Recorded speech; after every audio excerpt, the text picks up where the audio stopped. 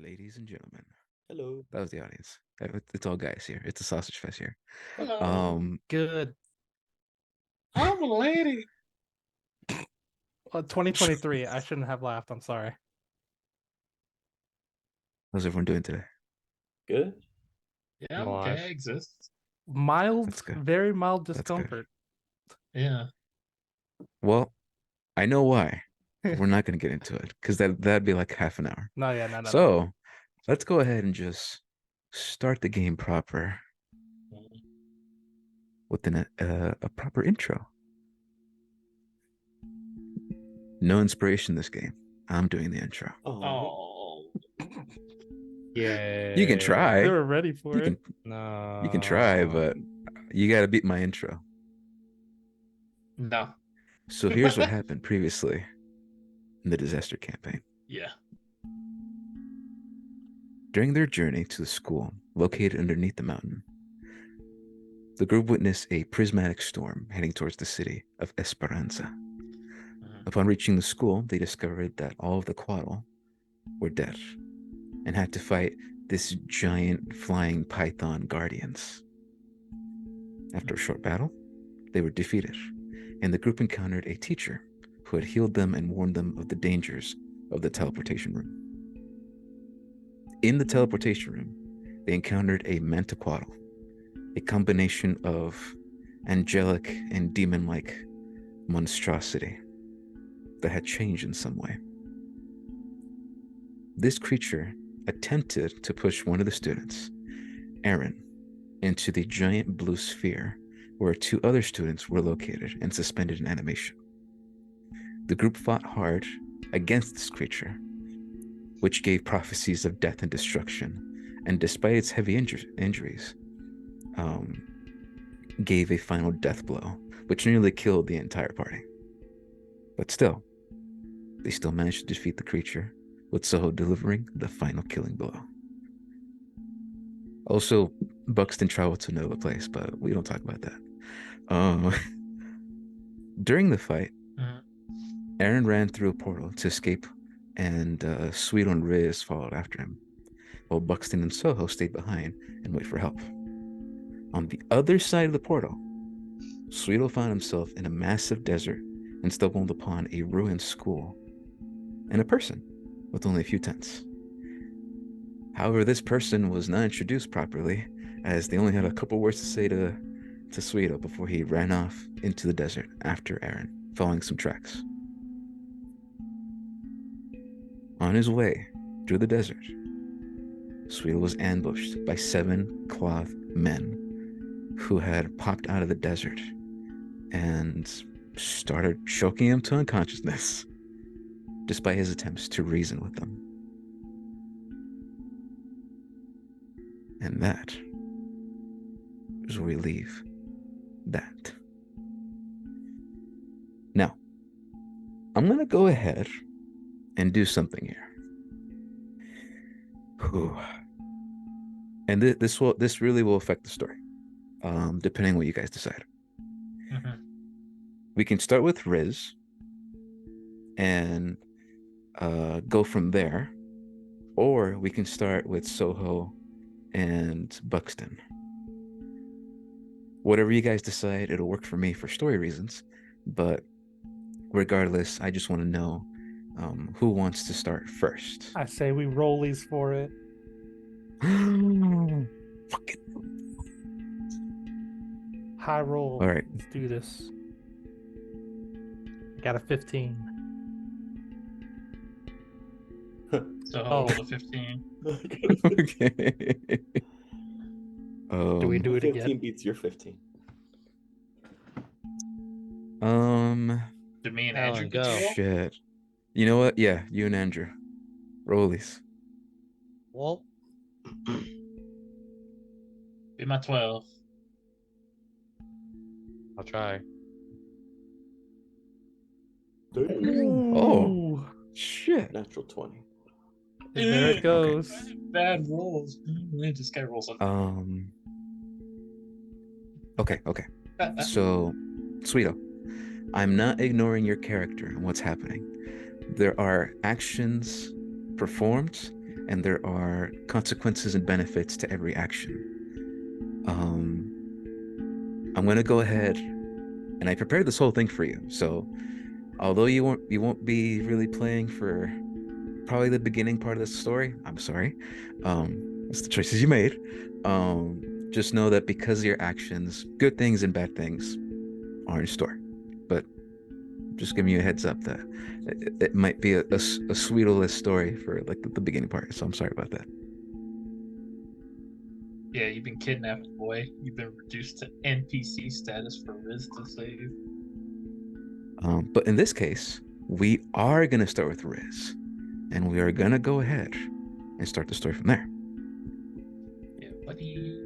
I wanted to hear this anyways. I rolled low on purpose. Okay. Starting my timer for 3 hours. No. Give me a moment. You're gonna have to Change the increase map. it by an hour.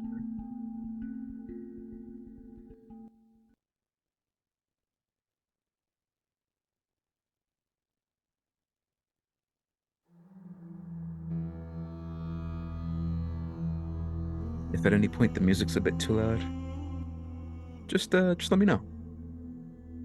Okay. You got Very it. deserty. Well, it is a desert. Okay, let me know when you guys can see the map. I cannot. I still see a book. All right, give me a second. Lovely. Neat. I see an environment. And it needs Oh, my pixels. bad. Never mind. Okay.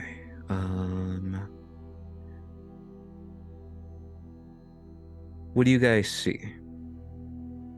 I see an oasis covered building covered oasis, along with a fellow inside and a portal at the center of the water.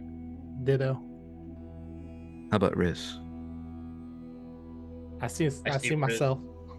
He is Perfect. He is spawned. And then Riz, how many hit points did you have? I should All be of at I should be at 35. 35. Okay, perfect. 35. Okay. Riz, going after Sweeto, you go through the portal, hearing conversation behind you of your companions, not allies, just people you work with, just for today. And you pass through a wave of lights as you fall down into this teleportation circle. Go ahead and make a perception check for me. Perception.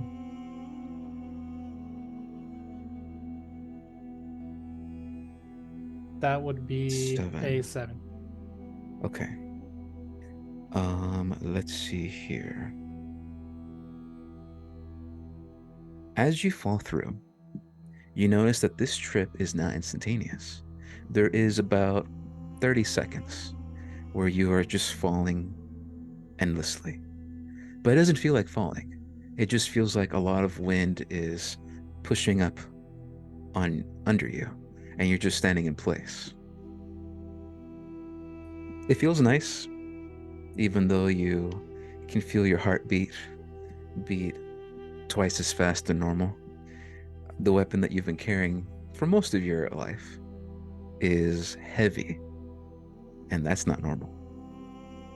And every single time you sort of have to you have saliva in your mouth, there's just this black mucus that comes just drooling out of your mouth Yeah. forcefully. Mhm. With the 7, all I can say is, as you are teleporting within these 30 seconds, very, very quickly, you notice something around you.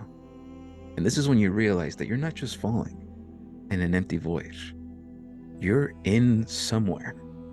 As you take a look around and you see there's bright, shining light, but there is an element of a massive creature that is sort of a good 100 feet away. as you are sort of standing in place, light shining all around you. And it's formless, but you swear you see a giant fox of some kind. And it looks at you. And immediately after, you feel this water coming splashing down all over you. And now you're in this sort of light all gone, darkness around you, and you see that you are at the bottom of what seems to be a lake. And there's this foliage, this green foliage all around. Greenery. And the second you pop in there, these green vines come out of the woodworks and just wrap around your legs, wrap around your arms, wrap around your antennae, wrap around your weapons. What do you do? I attempt to get this garbage off me. I gotta get out of here. Get off me! Okay. Make a. You're not in immediate danger. Go ahead and make an attack roll for me. Oh, an attack roll. Okay. That is a 10. Okay. With your many arms, there's more arms than vines, so no problem. You sort of like pick these off one by one. Like, are you calm about this, or are you struggling, or how's Riz feeling as he's getting like fucking manhandled by plants?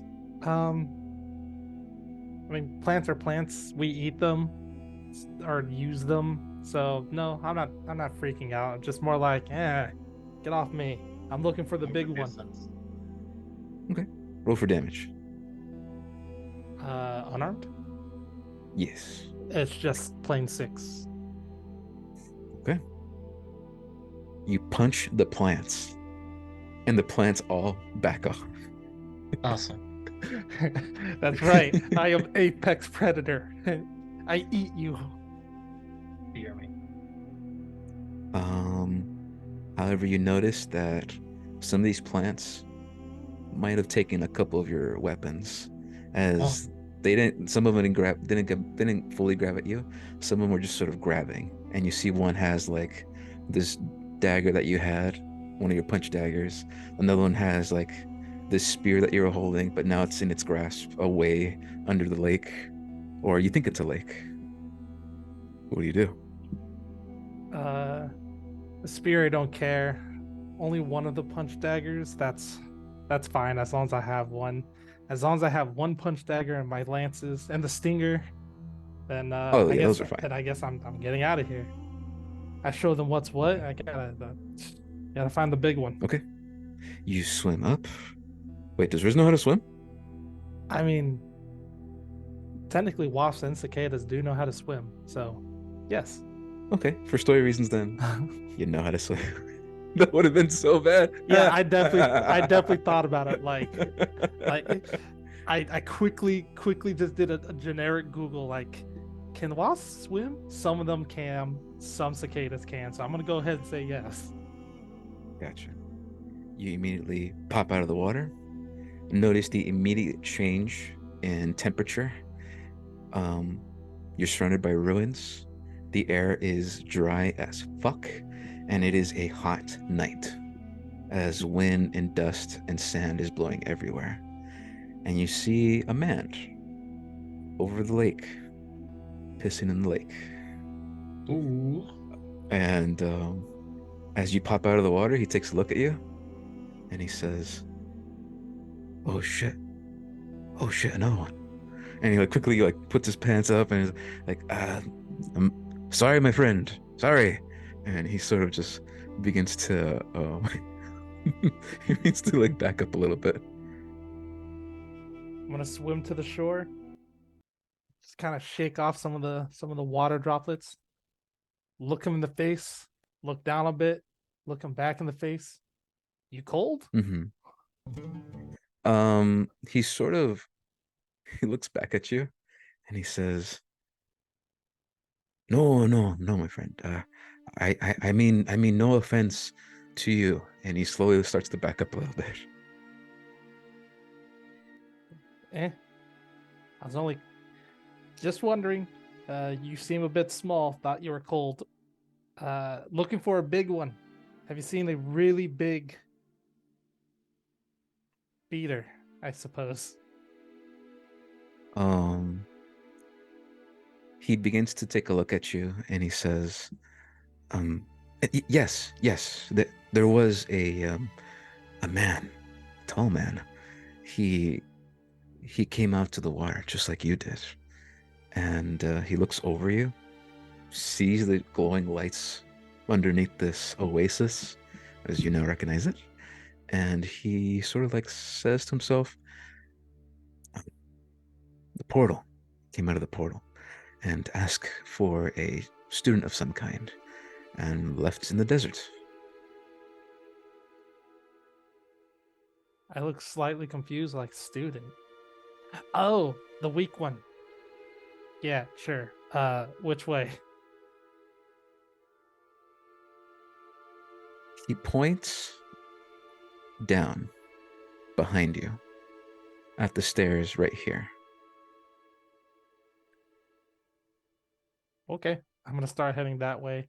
Then I'm gonna stop and look at them like the plants fight down there. Make sure you're strong enough. And then I'm gonna start heading over to the stairs. He sort of goes behind the wall and he says, "Yeah, yes, yes, my friend, yes." And he's sort of just he disappears behind the wall.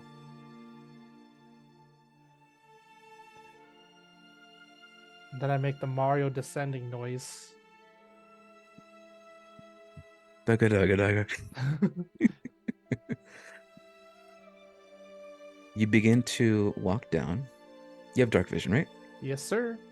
Okay, no problems. You walk down the stairs. Again, no map for this. You see that there is sort of a light shining down from the moon outside, which you haven't noticed yet. It's just normal light for you. And you see a space that is just empty. And then you hear the sounds of clicking. Click, click, click, click. Sort of echoing in the chamber. But right when you come inside, the clicking stops immediately. Is it like water falling clicking or like gravel moving clicking or like a button, like a switch? No, this is a clicking you would instantly recognize. This is a creature of some kind that you've ran into before. They're known as mothkin, and when they're sleeping, they make that clicking sound.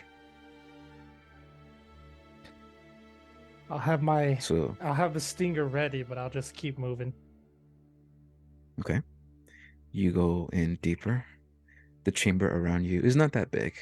There's fallen books everywhere, ruined tables, chairs have been busted open. And you look in the ceiling, and instantly, you see that there is a body stuck to the wall. But this isn't a normal body. This is the body of the mothkin. That's sort of like just sleeping on the wall nonchalantly. Give me a moment to show you what you guys look like. Kiwi.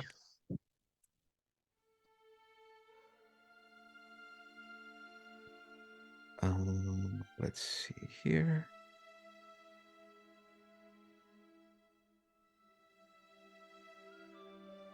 You see this thing? This creature, when seeing you, immediately wings come out. These large, beautiful, almost angelic wings come out. And it whispers to you, but not using its mouth. You don't see a mouth on this thing.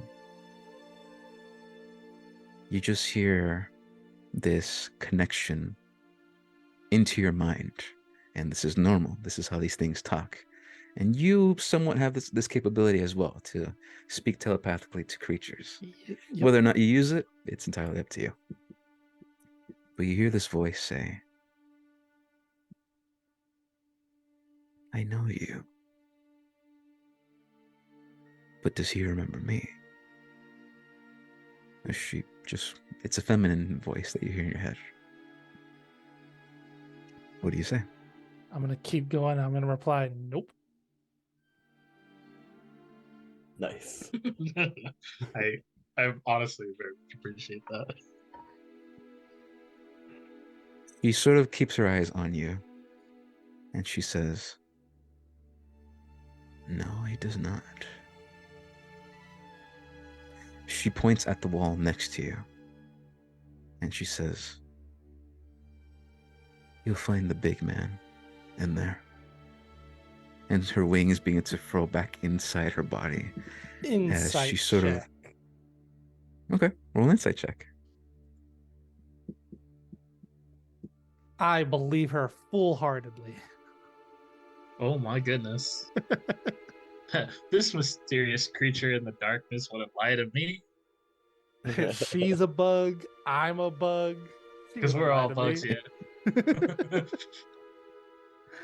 You immediately look to your left, and it's just a wall. There's nothing there but just a wall. And then you hear the voice inside your head as she says, "Pick the blue stone, and it may open." And you look clearly at the wall, and you see, if she hadn't pointed out to you, there's this unique blue marble that is up against this stone wall of white, and light barely shines on it, and it is cerulean blue.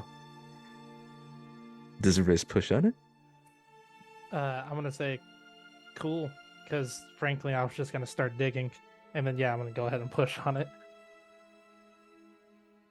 As you push on it, you go ahead and see the wall shift and move inwards and then slide to the right as you open up a trapdoor.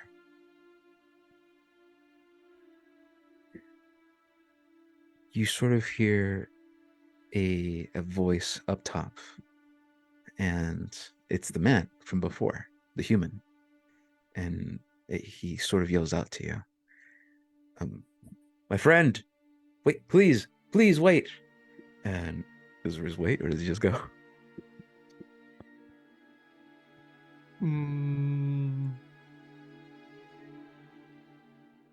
Give me a second. I need to read something. Okay. Do I have to see him? Doesn't say I have to see him. I'm gonna go ahead and telepathically link with him and ask why. He says, oh, this is weird. Can he talk back, or is it Yeah, just no, yep. As long as he's willing, we are linked together. We can chat as long as he understands a language and I understand a language.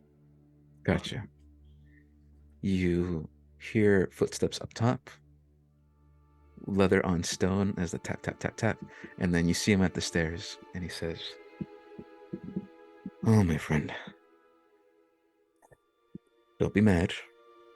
Please don't be mad. Your friend has been taken. And I believe I know by whom. And this path will lead you to him. But you must trust me, my friend." One, not likely. Me and my brother in arms killed a giant thing with terrible breath. There's no way he was taken.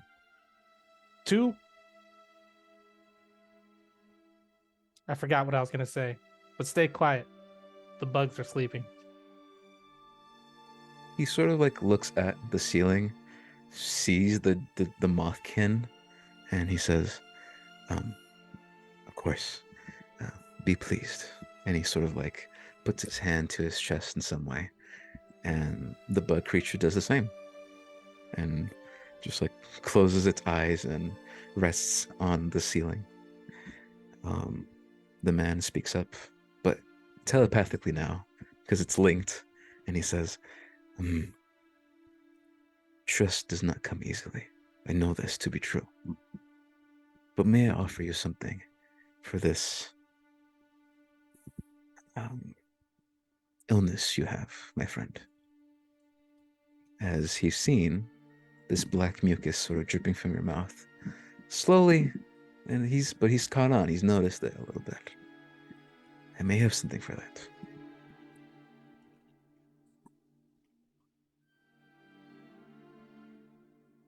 I just stare at him, waiting. He takes out these like ropes that were like attached to his torso of just like this big old coat, and he like pulls them off, and he says, "I'm a potion seller, and I sell the best potions here, and I have what you need." As he tosses you a liquid vial, a green liquid vial. With my fantastical large bug brain, I'm gonna reminisce on how I became big with the last liquid I drank. So I pop the cork Okay. open, I drink it.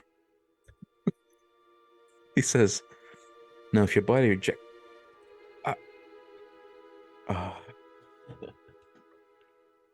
Esteban," he says under his breath. Okay. Let us move forward, and I will take you to your friend.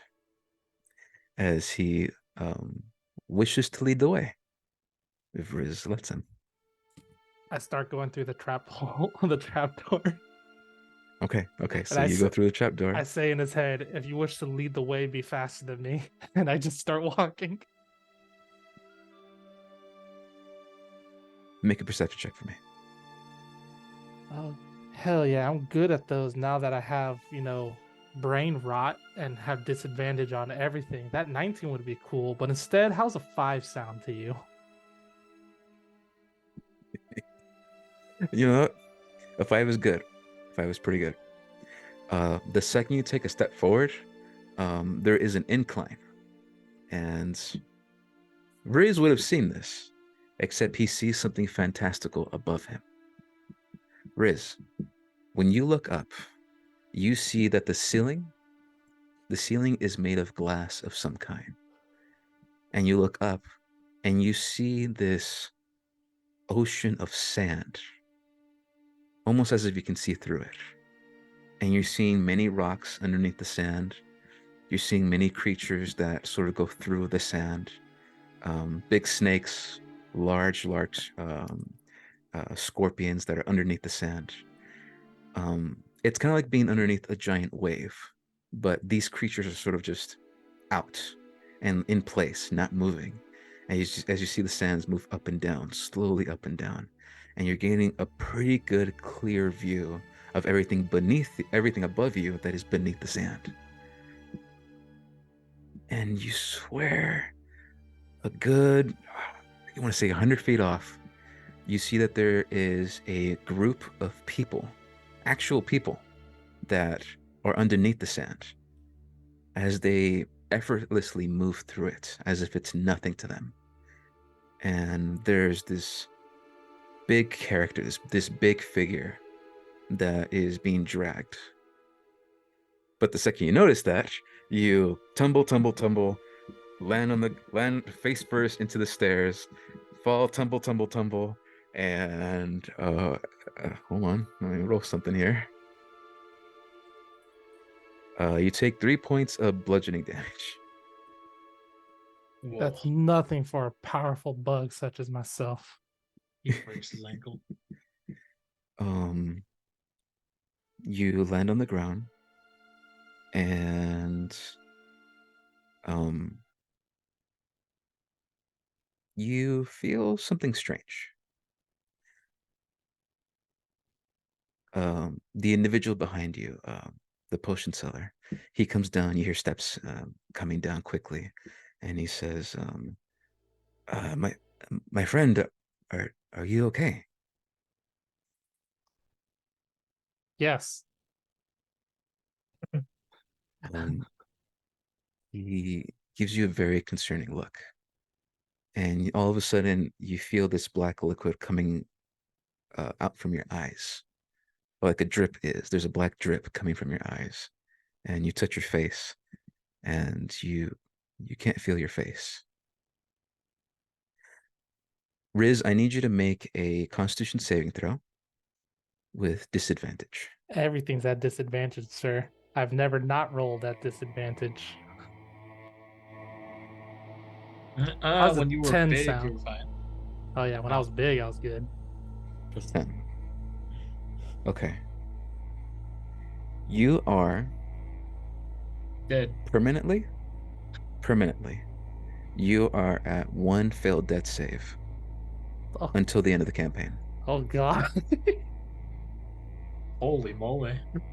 You feel your You're heartbeat dying. slow down.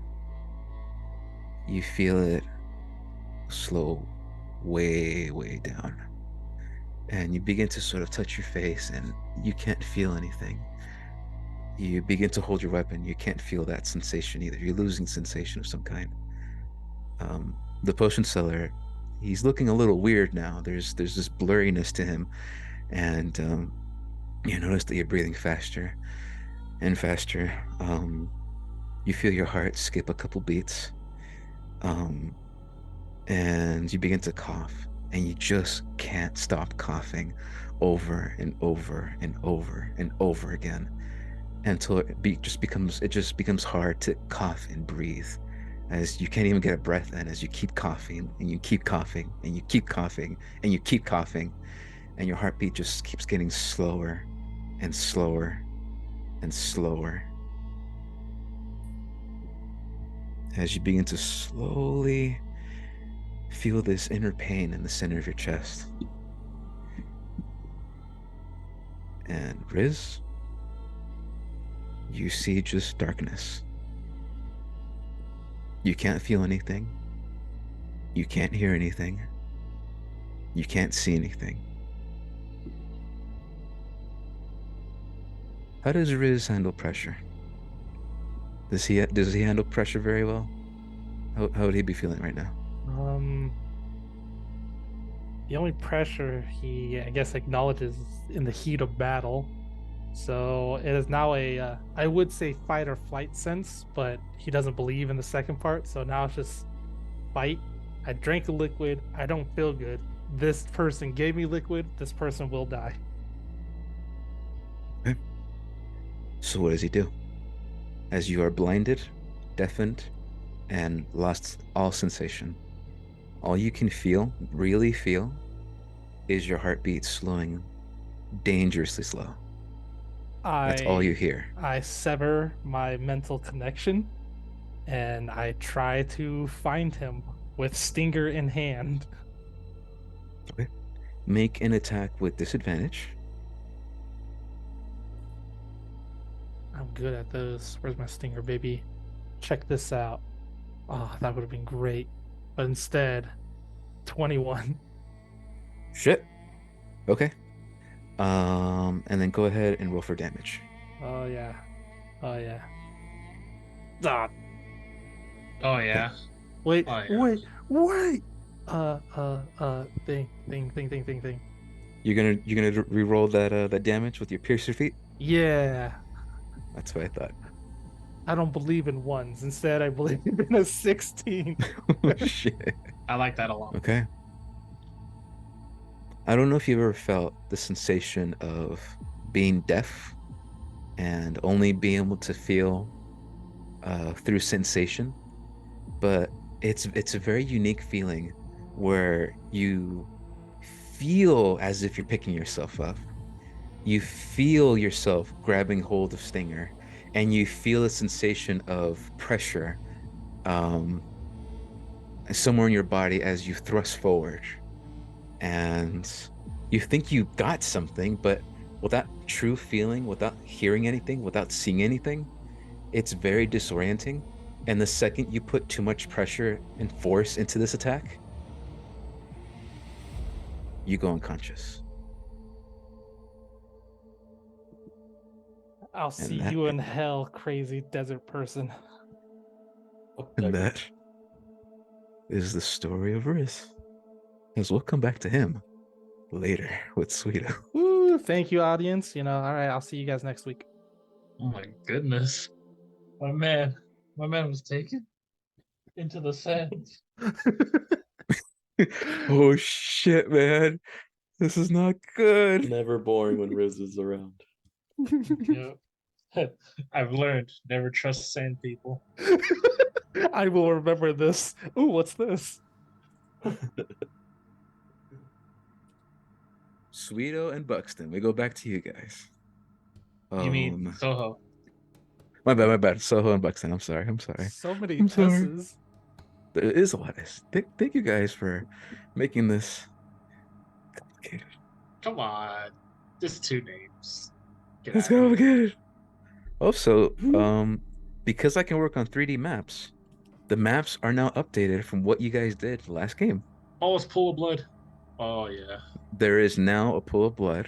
The giant crystal ball that was on the surface is now in the water of blood. The bridge is broken because of what I mentioned that the giant Mentaqualo had crushed its head into the bridge. Yeah. There's updates now, like a lot of updates to this. So keep in mind that you guys are still affecting the story here, and you guys are still affecting, what happens. Um, Zach and Andrew, can you guys still see the map even though you're not there? Well, I see what Riz sees. So nothing. Okay. Same. So how about now? Yeah. Oh Yes. God. Okay. So I made this cheat code technically, where I can make a camera that you guys can see and the audience can see, while like stories happening elsewhere. Cool. That's pretty cool. Damn, I didn't know the pool acid turned to a pool of blood. Cool. Yes, ever since the creature died in it, the only thing that was left was the blood and acid. So that is an acidic blood acid. Ugh. That's some real Breaking Bad shit right there. Yeah, Oh, yeah. it's not cool. Soho, we have to go. Yeah, let's get away from this pool of No, blood. we gotta go. There's already some sort of glass in there. We gotta cook. Okay. Buxton and Soho. Yeah. Half an hour has passed. You guys have completed your short rest. You got some of your abilities back, but what are you guys up to? What are you guys doing? Okay, so first things first. We've been waiting there for like 30 minutes, right? And no one's shown up.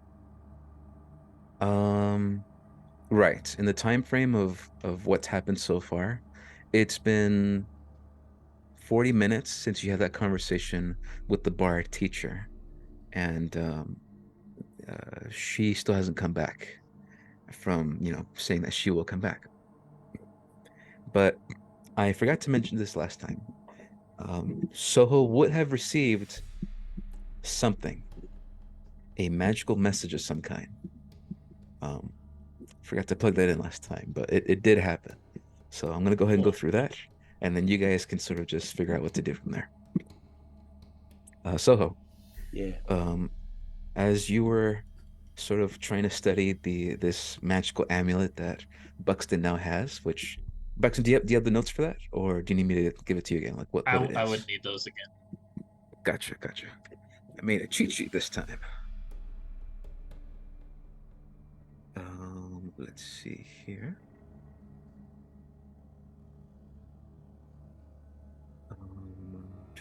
Give me a quick second as I take care of this.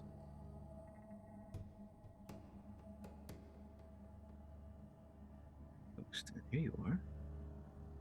So if you look in the chat, here is the mythic talisman of the Mentaquatl.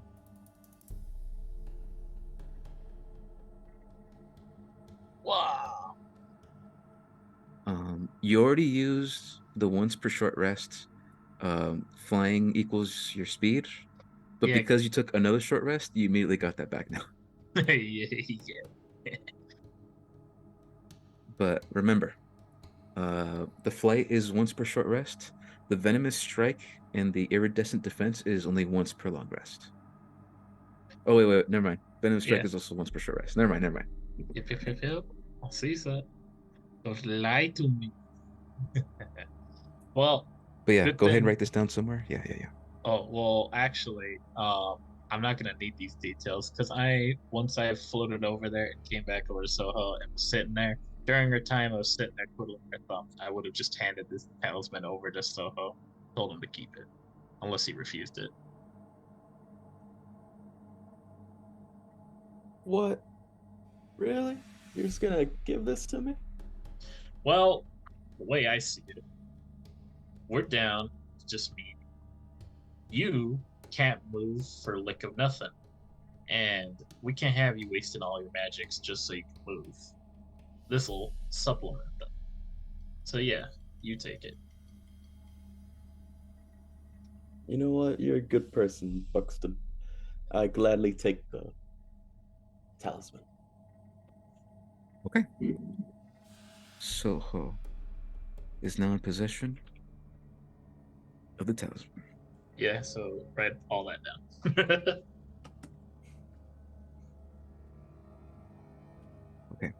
Now what's that While that message? happens, there is a message that comes in.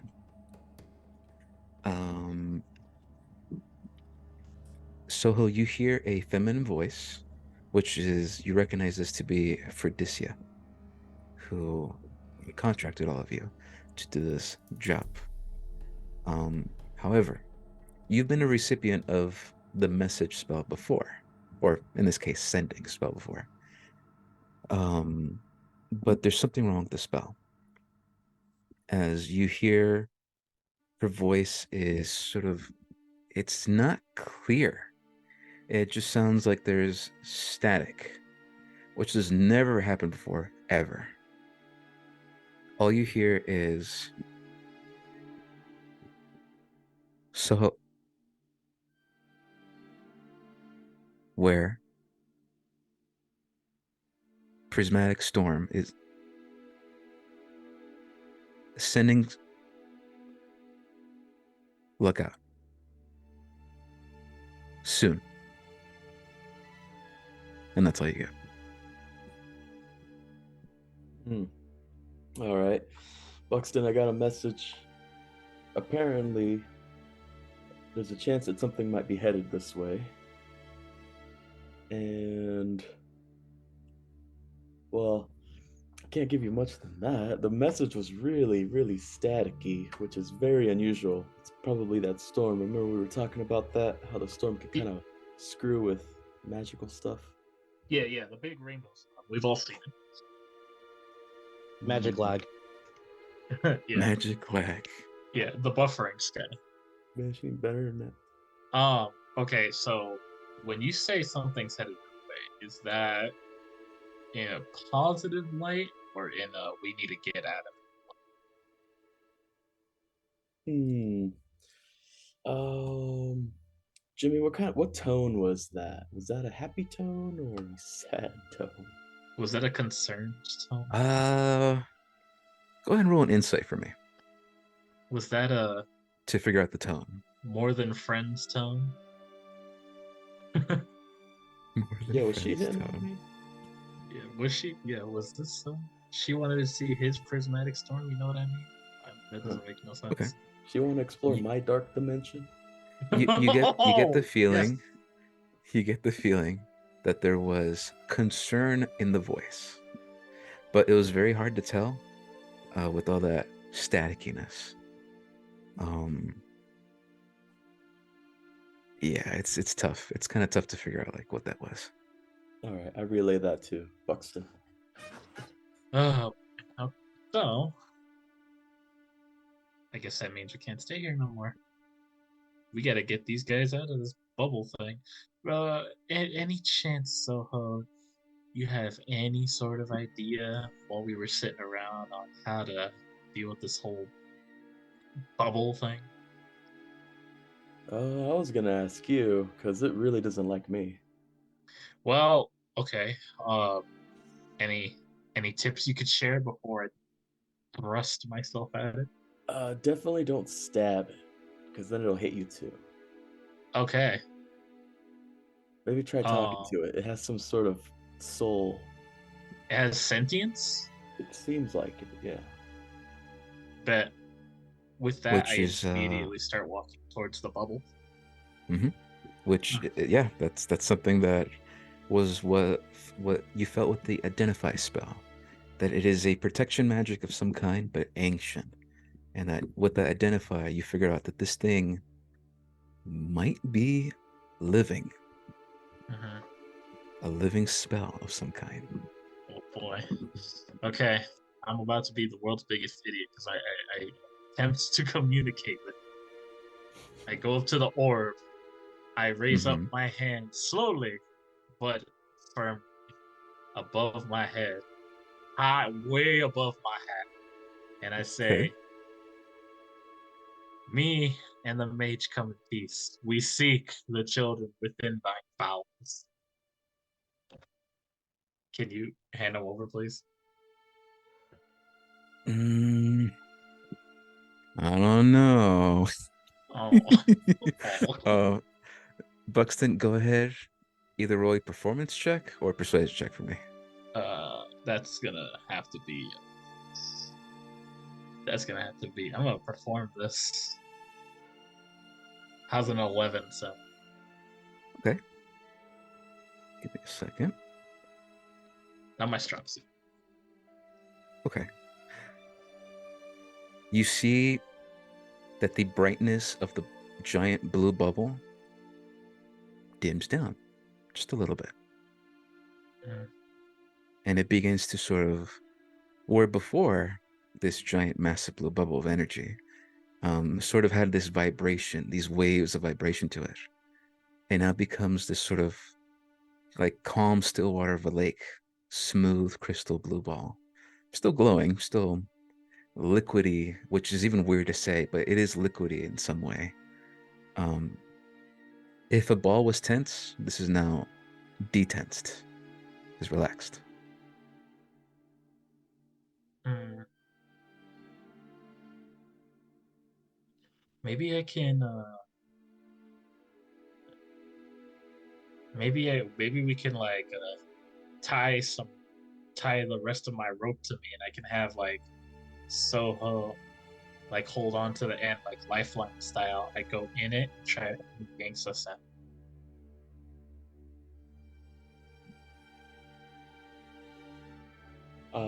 I try to get Wait. close and see how the it reacts to me. I say, I come in peace. No dagger. Okay, Soho. You go ahead and make a performance check or a persuasion check with disadvantage. Mm.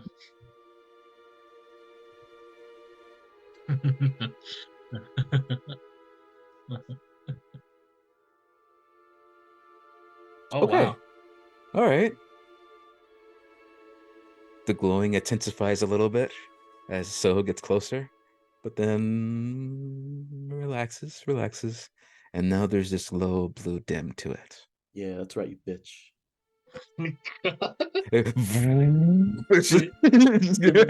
Immediately turns red. There's a pre-built alarm in the dungeon. Oh, I see it doesn't pick up on banter. Yeah. No, it's calm blue sphere with two students stuck inside. Okay. All right. Give me the rope. Yeah. Yeah, let's not waste any time.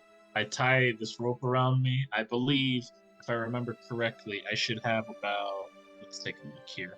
I have about 50. I believe I lost like 6 feet of rope earlier, so about 44 feet of rope. So I tie some of that around my waist, give it a good tie, and the other end over to Soho, and I attempt to go into the ball. Okay. I'm sure I'm strong enough to hold Um, you. it- I oof. trust tell you. tell me specifically how you attempt to go into the ball. Slow. Just wrap the rope and just walk in, or like what are you doing? Uh, we'll probably like hand first to see if my hand even can get in, and if it does, then I'll just slowly but surely walk on through. Okay. You place your hand on the glowing blue sphere. Mhm. Nothing happens. Okay. You Try to begin push. to push your hand, push your hand deeper into the blue sphere. There is no resistance. Ooh. What do you do? I guess I go in this thing then. Okay. You begin to push yourself deeper into this thing. Can't be good. Um,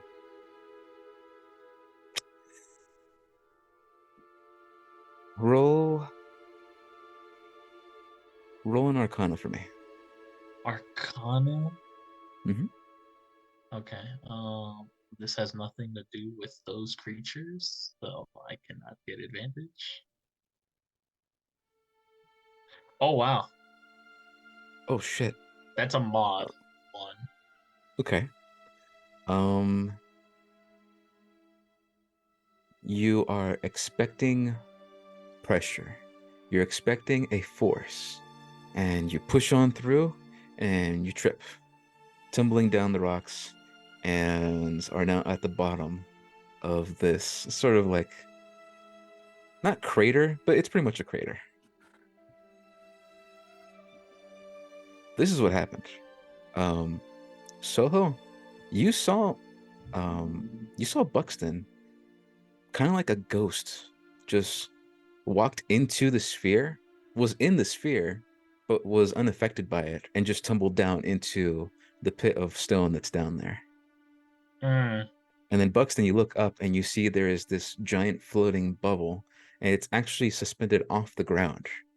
And no one told me this. yeah, you it seemed that it didn't reject you. It seems that you can even affect it in some way. And as Oh, soon as you land on the ground, I need you to make a dexterity saving throw for me, as it that's was a hearty tumble. that's fine. How's You're doing 14 sound? great, Buxton. 14's pretty good. 14's pretty good. You take no damage from 14. Lovely. I skillfully fall down like a chief. You Um. hear something. Oh. You know, I guess he just doesn't trust you. I don't understand why. And then it's gone. Oh. I don't like that at all. You don't like what? Oh.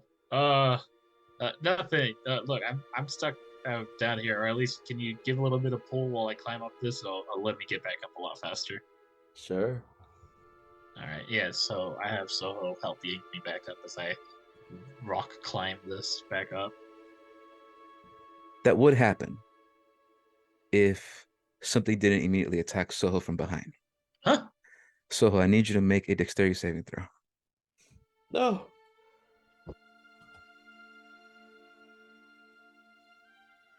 Oh. Hey! I don't want to hear that. Do it again. Now this is with disadvantage because you got that chronic fatigue, all right? Don't forget about that chronic fatigue. Fuck. Roll higher. I forgot about that. Oh. 9. As you begin to pull Buxton up slowly with the rope, and Buxton, you begin to sort of just climb up this. It's not steep, like it's not super steep. It just takes a lot of like assistance. Um, so the you hear something on stone, this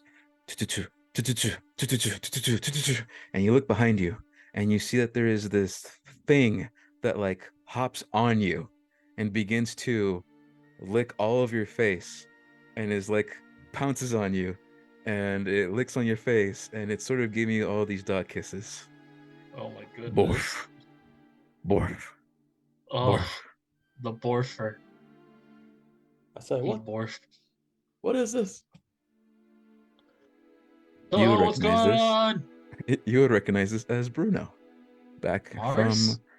from. No, this is the dog. You guys were introduced to Bruno. Yeah, I remember. I Okay. remember the dog. That's my cousin. That's my cousin, bro. Worf. This is your cousin? No, it's a term of it's an expression. It's endearment. Anyway, let me up. Okay, I push your cousin off of me, and then Ah! I help you up. He's the good boy. Bruno sees what you're doing, and oh yeah, Bruno sees what you're doing, sees Buxton is down there, and he immediately bites down onto the what's it called, the rope, and is actually helping you pull Buxton up. Oh heck yeah! Why is your cousin here? As Huh? he like pulls up on the rope, bites on it, and when he realizes like his mouth is about to reach like your hands, he sort of goes a little bit closer, bites on the rope, and then begins pulling back. And he does this back and forth until Buxton, you are now back up top. Sweet. Oh god, it's gonna get confusing. I can't tell which one of you is Buxton. Oh my god. Okay, Savvy. Racist. No, oh, no, I didn't mean it like that, man. Racist. You got me talking politics.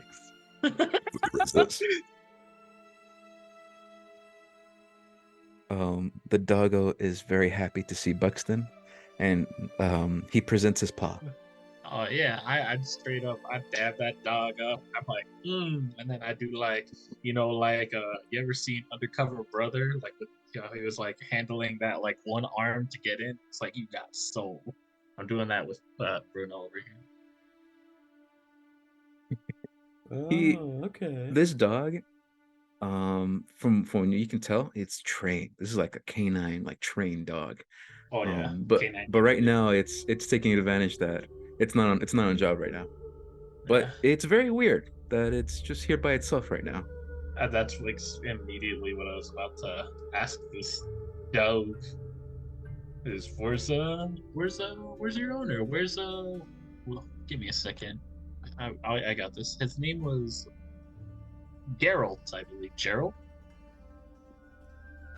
You hear a voice at the very back, and he yells out, "Geralt the Old is what I'm known as now. Also, Jesus fucking Christ. What the shit?" As you see this very old, crotchety man carrying this long sword, has red cloth all over him, has like weathered armor, and he sees just this massacre as he walks in. Jesus Christ. The fuck happened here? Riz went nuts. Too damn much. That's what happened. You son of a bitch. We almost Huh? died here. That's what happens when you see- try to go into the saltiest platoon. So what's new here? That's right. Geralt, from what you can tell, he's less shit-faced, but you can tell that he's riding a buzz right now. Okay. He gives Good. off a whistle, and Bruno unfortunately gives you a look, and like immediately starts running back. It's okay. I know you. And then he does this 6 somersault jump in the air, lands on the platform over here, and then just keeps on going.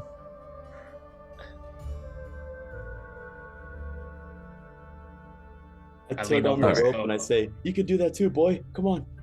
What the dog I doing? swear to God,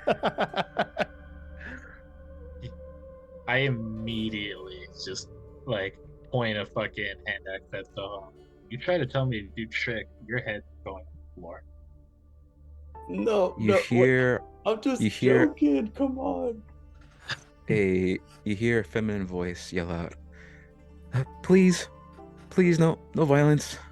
That would be much Huh? appreciated."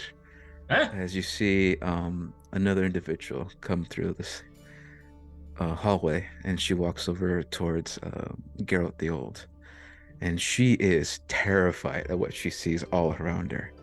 just blood everywhere, fucking giant 10-foot long uh like a needle that's as tall as she is, like embedded into the ground, rocks everywhere. Um, but both NPCs notice the students in the blue sphere, and they just stay quiet. Okay. All right, you two. I'm gonna keep this short, keep this simple.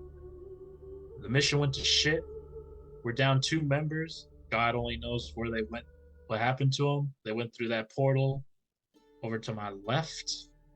We have these fellas stuck in this orb, and I had the worst fighting experience of my life so far. This has been shit, and I don't know how to get these kids out of here. So we got 2 fresh brains here. How about some ideas, huh? Um, you see that the female teacher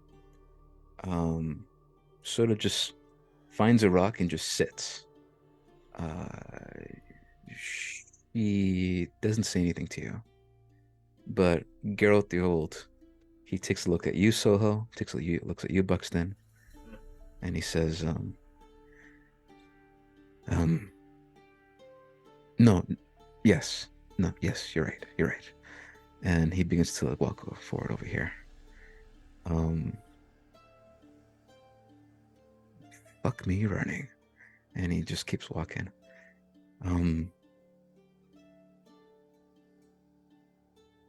He walks over to the sphere and he takes out his longsword. Hey, hold on. Maybe the only thing I would say is don't stab the damn thing. Last time someone tried that, it got not okay.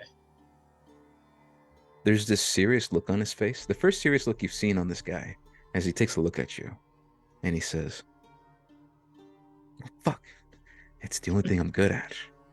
Yeah, trust me, I'm You more or and me less the both. same. Yeah, I'm not too far away. I do some ideas, but they usually involve at least that way. He begins to take a look at himself, and he takes a look at the giant sphere ball, and he says, Birdie over there, and he looks back at the teacher over here, ran as fast as she could back to the tavern. Thankfully, she ran into the writer, and we got wind of what happened. Exactly. I brought these 2 healing potions, greater healing potions. You owe me for this one. And he sort of like hands them out to whoever takes them. Oh, hell yeah, I'll take one. Yeah, I'll take the other. Put it in my bag. She told me that there's this giant fucking manticore thing. By the looks of it, I knew you guys would be able to handle it. And look, you guys aren't too banged up yourselves. You're looking actually pretty healthy, Buxton. Yeah, well, definitely a good rest definitely fixed me up right. And thankfully we got a fun basket from our employer that we made some decent use of. Well, Verdissa, unfortunately, is indisposed. She's dealing with the prismatic something that's happening outside. Non-threatening, thankfully. It just fucks around with magic a lot. Garrett the Old looks at Soho. So, Mr. Soho, how do we get him out? I know how. I'm gonna use this eagle eyes. Go. Can you put eagle eyes in the chat so I think I know what ability you're talking about. Oh, you know it, because I am lost. Okay, do you have a second level spell slot? Yeah. Okay. Right, this is the custom spell that comes from the academy. Okay. Since it's He said plus 10 a bonus, you can see twice as far as normal. Dim light and darkness. Okay. Soho, you cast this spell. Your eyes open wide, and all of you guys see are googly eyes. No, I'm just kidding. You see, you see Soho's eyes bright, and they are just as bright as the blue light behind him as he begins to take a look and sees everything all around him. And then, yes, Alan, it is a greater healing. Yes. Lovely. So he'll go ahead and make another perception check for me. Perception. 19. But this was plus 10. So that's a 29. Okay, so here's a couple things. You notice that Buxton, he's a little unnerved. A little bit. Just you catch that with the 29. But it's not about the situation, it's about something else. He's a little distracted. Geralt the Old and Bruno, you get the sense that these guys are ready for the fight. There's something up with this dog, and you get good magical essence from him. And you take a look at Geralt the Old, and you see, other than the longsword, that's all he's brought with him. But you take a look at his hands, and you see that there are runic carvings in his fingers, and what looks like to be a pentagram at the sort of like base of the hand. It's meant to Satanist. Um, Satanist, I mean. He sees you look at his fingers. He's like, "Oh, Soho, what's up? Do you think I'm pretty? Do you like my hands?" And he sort of puts his hands in your face. It's like, "Well, do you?" You guys should kiss. What Oh the my hell are you talking about, old man? Nah, just teasing. Give me a hard time. I have the capabilities of casting some magic. You're actually the first one to notice that, so I see you looking at me. Soho, you keep looking around. Because of that 29, you see that there was a table to the north that was full of potions, but they're just scattered all across the ground everywhere. Here to the south, you see there's another table full of potions. And you see at the far end of the room towards the west, you see that there is a alchemy station. And at the very top left of the room, you see that there's this giant pot of looks like to be acid that thankfully never fell on anyone, but you think could have been used in the fight in some way. I use this to help, not to get lectured. I'm just saying, you find out of your perception, there's potions of some kind down below that you think might be really helpful. When you take a look behind you in your perception check, you see something fucking weird behind you.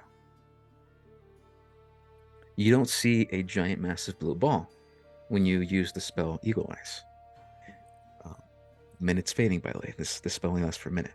You look behind you, and you see that there is this shining white light behind you. And in the center is two black figures, the silhouettes of the students. But then you see there are 1, 2, 3, 4. There are 4 slots that are sort of embedded into this white space. Like you can almost see like an outline. If I can paint a picture to you, think of like a diagram that you can see that is in 3D space.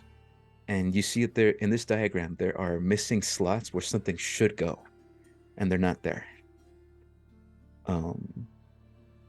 And this massive white light, it begins to look closely at you as it looks back.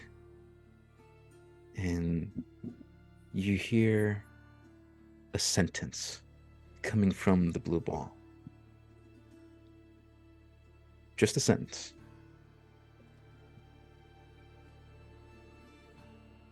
They're safe. Put your mind at ease, Soho. And that's all you get.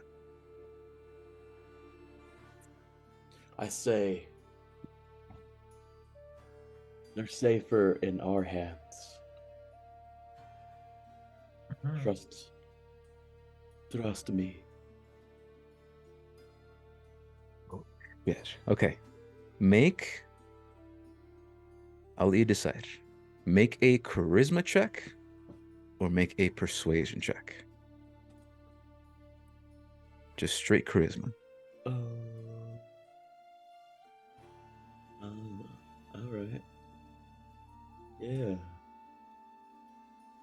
Unless you're trying to be intimidating. I don't know. No. 14.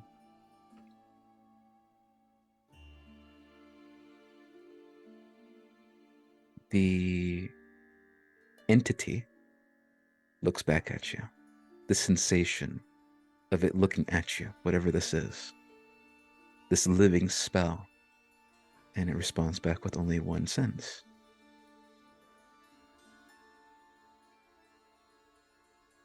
You cannot protect them more than you can protect yourself. And that's all it says. Turn around, clap my hands. I say, this thing is spicy. And looks like there's four. It looks like it doesn't want to play with us. So it says the students are safe. Do with that information what you will. There's also 4 empty slots. That could be the key if we could figure that out to getting the kids out. Um. Hmm. Geralt Maybe. looks down at the portal. Or maybe someone could try talking to it. Explain how exactly the kids are safer in our hands. If you got the silver tongue, then you could try that. What were you going to say, Buxton? Nothing. Now I'm just staring at this thing. Geralt the Old looks at Birdie, and you see Birdie now is she picks herself up, and she says, I get the sense that maybe we'll find more answers once Verdissa gets here.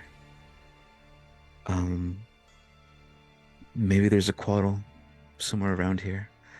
I don't recognize the magic, but I know Quaddle magic isn't always the easiest to understand, and I think this is what it might be. I mean, if it's a Quaddle you're looking for, and then I'm just pointing down in the ditch over there at the dead Quaddle. There's your Quaddle. She looks away from the ditch that you say, and she says, one that's alive then. Yeah, all right.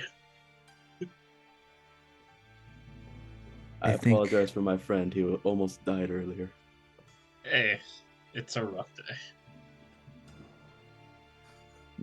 Geralt the Old speaks up and he says, Rough, I got it. I will murder you. you said, Soho, you said there's 4 slots, right? That's right. It can't be that easy, could it? As he takes a look at all the portals around him. 4 portals, 4 slots. No, there's no way. Oh, are you telling me that our keys for this thing are in each portal? We gotta go fetch them. Look, I think it's bullshit. All right, Verdissa's gonna come in. She's gonna fix all of this. The kids are gonna get out, and by the time the day is over, we're gonna be back at the tavern, fucking taking shots of mescal. All right. I like this, but at the same time, I am interested in the very Borderlands-esque quest laid before us. Okay. So when are we leaving? As he gives you a big smile, with a grin on his Yeah. face. I don't want to be that guy, but we should really renegotiate. This is way more work than we thought we were going to be doing.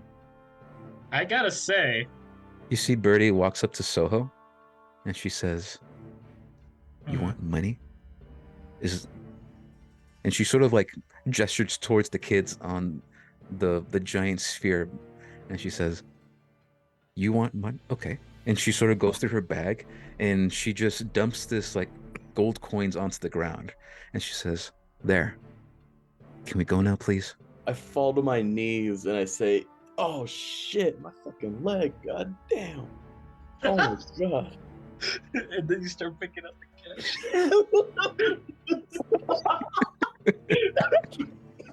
Hey, that's so awesome.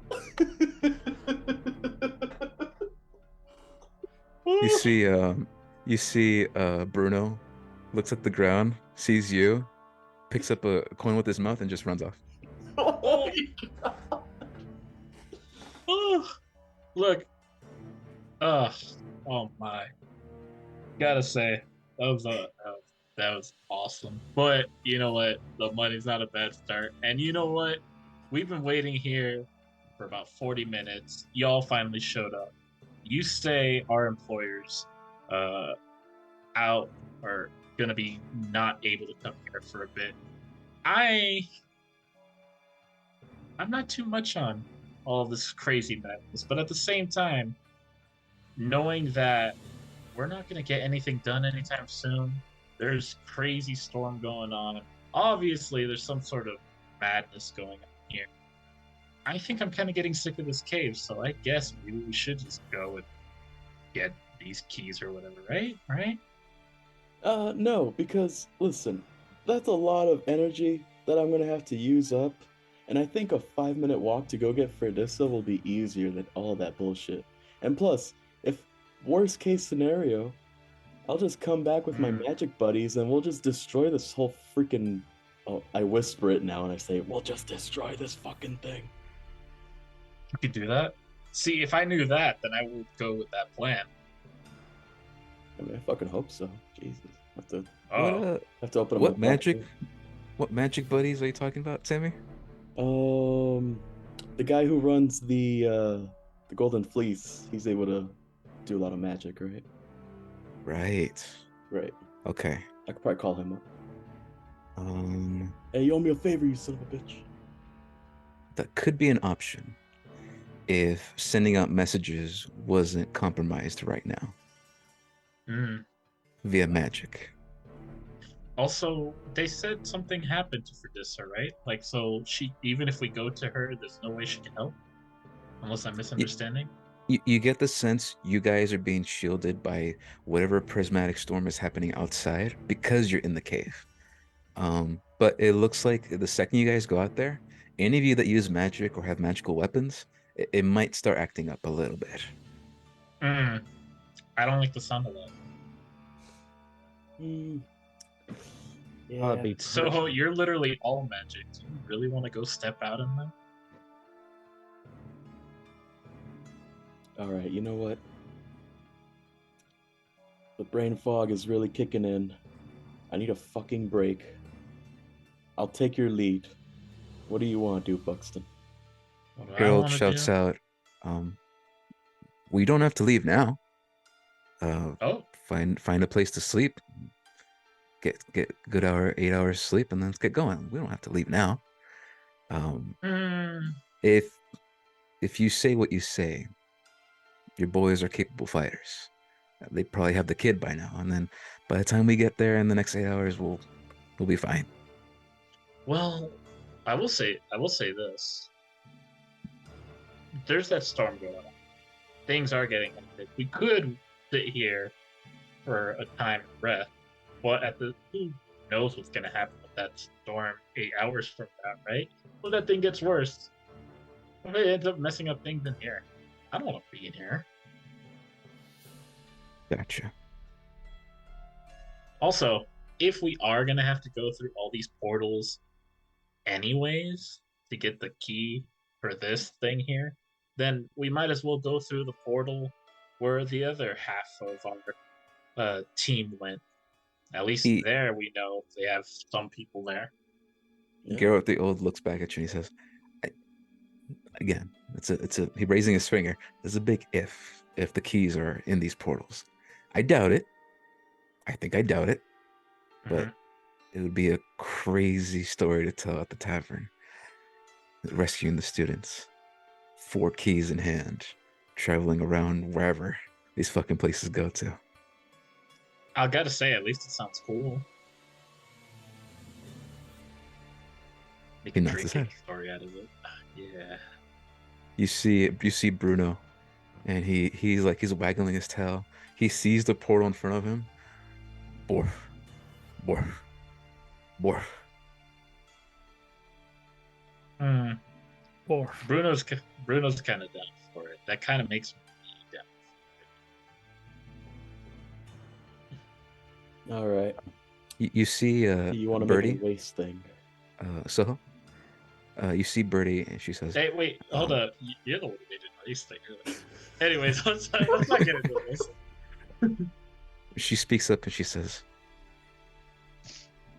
well, whatever treasure we get from this adventure, whatever riches we get, Dibs. whatever I get, I'll just hand it off to you. There's your renegotiation. Is that fine, Soho? That'd be nice. That's a good idea. You know, weddings aren't cheap. She gives you a very a very curious, she gives you the eyebrow stare. Oh, I didn't know you were getting married. Congratulations. And she gives you like a polite clap. I completely forgot about that. I feel like you mentioned this earlier, like in passing, but yeah, I guess me too. Yeah.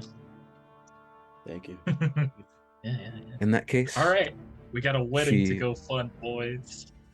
She takes out her small little guitar, and she says, I do a little bit of magic. I mostly support, but I could do a little bit of healing in case things get a little rough. So I got your backs. Thank God. Can you please heal me? You got that potion of healing, boy. Give it a nice She chug. looks back at you. She sees the healing basket you have. She says, I think you're fine. This is for Walks emergency. over. The NPCs stand ready. It's up to you guys to decide any last minute preparations you want to do before heading off to this adventure. Yeah, I want to look at these potions real quick. The potions near the portal? Yeah. Yeah, you said there was stuff over there, right? Yeah, let's take a look at Yes. stuff. Go ahead and make an Arcana check for me. Oh, thank God. Found something. Can we good. both do that? Or Yes, you can both do it. okay, sweet. I want to do it too, even though I'm bad at it. Ooh boy. 19 and a 6. Yeah, I'm not very good. God damn. Okay. Well, here's what you find. One is a base formula bottle. It looks like this potion is ready to be made. But it's sort of just it's nothing. Like the magic's there, the base is there, the foundation is there, but it just needs like one ingredient to become something, but it's just nothing. So it's a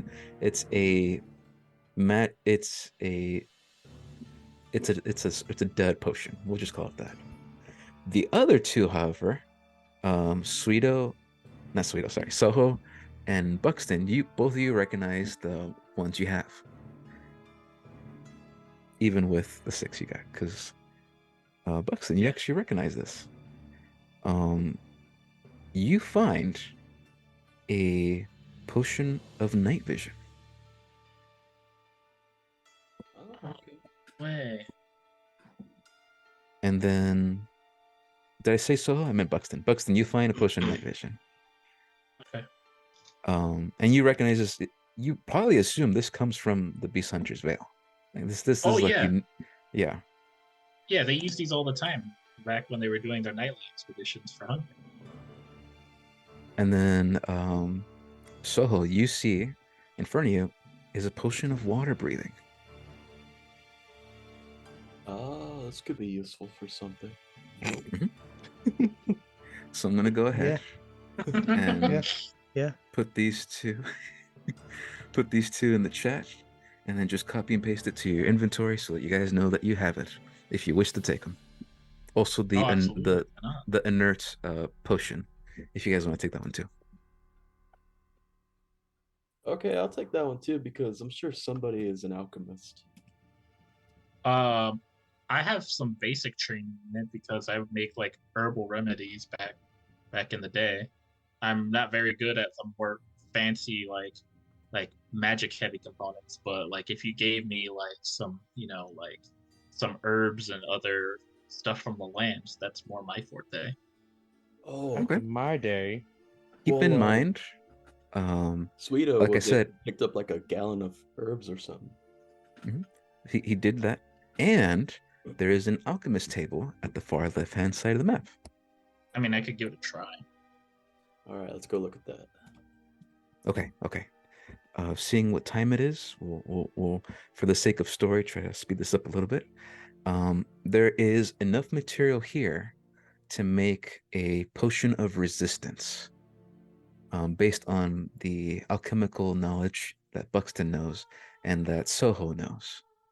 Combined, you can make a potion of resistance, but you get to decide what that resistance is: cold damage, fire damage, psychic damage, etc., etc., etc. So Hmm. it's up to you guys to decide. Mm, physical.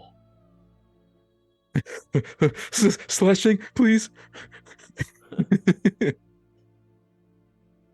Hmm. it's a good Can it question. all? Yeah, can it also be physical types, or is it just? Everything. Oh, okay. Oh, I was kidding. Um, Hmm. you could I like to. also you could also fuck with the potion and add two elements to it, but that'll be checks with both novice type alchemists. I think the one is fine. And I say like piercing because I don't like to be pierced. And if anyone's gonna end up piercing, probably Riz, and he probably does it intentionally. You know what? I think I would have to agree. Yep. Okay. You can find no flaw in my logic. So I advocate for anti-pierce potion. Um, I say we hold on to it and see if these portals have some sort of pattern that we can predict, and then we'll be like, oh, that's probably what we'll need is some sort of. I guess that's true. If we're gonna have to go through all these, we're gonna have to come back at some. mhm. But I All do like right. the idea too. It's very thought out. Your Yeah. potion won't protect you from me. I just feel like Riz is forever a constant threat. So Okay. Bruno gives his borf, and Birdie and Garrett the Olds sort of prepare themselves. Um, One thing to know, I need you guys to make insight checks. Oh, you do have passive insight, but I think this would be a good chance for those insight checks from both of you. The okay, fuck? that's a 13. Okay. Buxton, Hmm. you see that Geralt the Old, now that he has a target in mind, he's focused. But you got the sense when he got here that this guy's a hopeful optimist, and that's basically what's like keeping this engine running. Um, Got it. you fear that if something happens and he loses optimism, you don't know what could happen. But he has a very dangerous, but it's like that hope mentality Yeah. going on. Birdie, she's trembling. Like she wants to do what's right, and you get the sense that she's feeling ashamed for leaving the kids behind, thinking that yeah, there's portals. They got away. Of course they got away. And then realizing that they didn't get away, and the other student that she could have helped also is gone. So she's terrified, but there's a lot of guilt in her face right now. I go over to Birdie I place a hand upon her shoulder, and I say this: if there's anywhere these kids are gonna be, this is probably the best for right now. They got that storm out there. The only main threat that was here is gone. I think it's probably for the best that they're here, if anything. So She, you she gotta takes worry a look too at much. you. She takes a look at the giant blue sphere. She nods her head, but were you trying to be persuasive or just saying it? Just saying it. She can think whatever she wants. You see that the guilt's still there, but she gives you like a soft smile, and she doesn't say anything. She just looks back at the portal and she's ready. Okay. One last thing before Okay, one last thing. I want to just take a closer look at this dead thing, Koala. The coil. Yeah, just real quick. Something's been bugging me about this thing. Okay. Make an investigation check. Oh, whoops, wrong one then. Because Yeah, ignore that. you've perceived the room, and at first glance you see a dead Quaddle, but now you're investigating, which is different. 13. What are you looking for specifically? I want to see if there's like any signs of life or maybe necromancy or something like. I don't know. This thing's just maybe how did it die? Let's start there. How did it die? Okay. How did it die? I kick it and I say, "How'd you die?" Oh my god. um you put force on it, try to shove it with a kick, and it doesn't react. Based on a 13 investigation on how it died, you see that there is a needle sticking underneath where the neck starts on this creature's body. And it's a big needle. As you roll over the head, you see what's underneath the body. Yeah, there's a large needle that is right where the throat would be for this creature, and it's small compared to what the Mantiquaddle was tossing literally half an hour ago. But you get the sense that it didn't suffer too badly. You're just seeing like these popped like purple veins from that needle, and this creature didn't die violently like the other ones did. It's just it just has this needle in its throat, and like the sickly purple veins that are coming spreading out from that. You also get a look at this thing, and this Quaddle seems to be older than the other ones you saw. The feathers are less green. The radiance of lights that the naturally that these feathers give off, which I forgot to mention last time as well. All of it is fading. These lights are the light from the feathers aren't glowing as much anymore. But this one seems to be faded the most, and you can see a bunch of white feathers coming off of the body. So signifying that this was, you could assume, the oldest one of all of them. Hmm. Can I do a medicine check and determine if that cause of death is certain?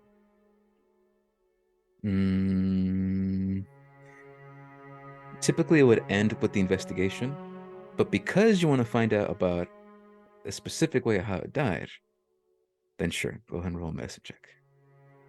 Now, granted, you're not a doctor of how quaddles, all right? I know. But let me see what you got. I got a 10. A 10. So it seems about We've right. done the Pretty reliable. I mean, you investigating what you see, most likely it's probably how it died.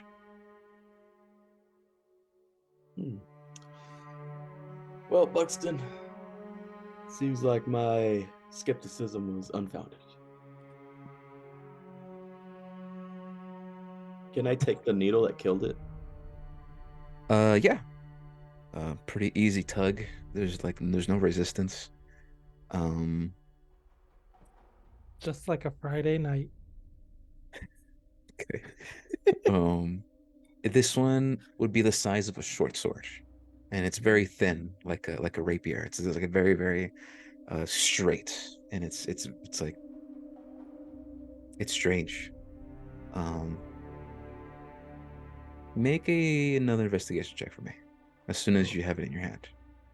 All right. Hopefully, I didn't poke myself with it. Okay, 25. This is the typical size of what a manticore's quill should be. This is the what you assume to be a regular manticore's quill that got this thing, Huh. but that doesn't make any sense. All the ones before it were bigger. Um, yeah, it doesn't make sense. This one is a regular size. It was like a baby compared to the other ones. Hmm. Hmm. You're not sure Buxton, what that means. this one's smaller than the other ones. What does that mean? What the quaddle? Yeah, that's the needle that killed this one. No, the Uh, needle that, yeah. I mean, I don't know, man. It's This, a small.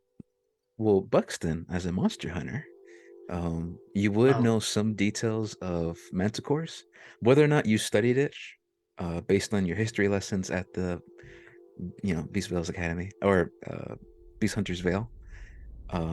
It's up to you to decide. Like, did Buxton study manticores? Was he good? Was he good at his histories? hmm. I mean, he definitely would have studied up on stuff. I don't know if he'd be like an expert on manticores in particular, but I feel like he would at least know something. Okay, then I'll leave it up to you. If he is adept at this type of beast and would know of it or not. Hmm. I'm actually gonna go ahead and say no. I don't think he Okay. would be. Then the base knowledge that you would understand is maybe there's like a mutation, or maybe it's just oh oh it's a little needle. Like there's nothing really too much to glean from it. That Yeah, it's smaller compared to the other ones. I feel like that's probably would have been my thought. all It's right. just simply ended up being a smaller one. Now, I'm gonna drop this needle into this vat of acid, but before I do that, I'm gonna explain my theory. My theory is that the mama that we just killed Mm-hmm. let out 4 little babies out into these portals, and they're not gonna be too happy to find out that we killed their mama. How am I doing so far? You Go with the old. It was sat down, but like the excitedness that was there, he's like relaxed a little bit, and Birdie just petting Bruno. They sort of kind of like nod their head. Yeah. Yeah, I think I'm onto something. And I drop the needle into the acid. It explodes. Oh shit! It explodes. Make a dexterity saving throw with disadvantage. No, Buxton, why didn't you warn me? I did. I'm not adept at these things. I didn't know. Plus, when's the last time as a man of the beast hunter fail that we take our precious resources that we've carved from monsters and drop them to freaking vats of acid? You know what? Another, so I need another save that with disadvantage. Remember. I As an cannot. intellectual, why are you dropping random I materials experiment. into? I am a scientist. Fuck. Yeah, you're supposed to do it in a controlled environment. This is controlled enough. No. You take 2 points of acid damage Fucking as Buxton.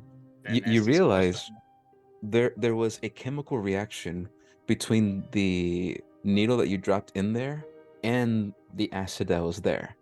And it just went volatile as it sprays out.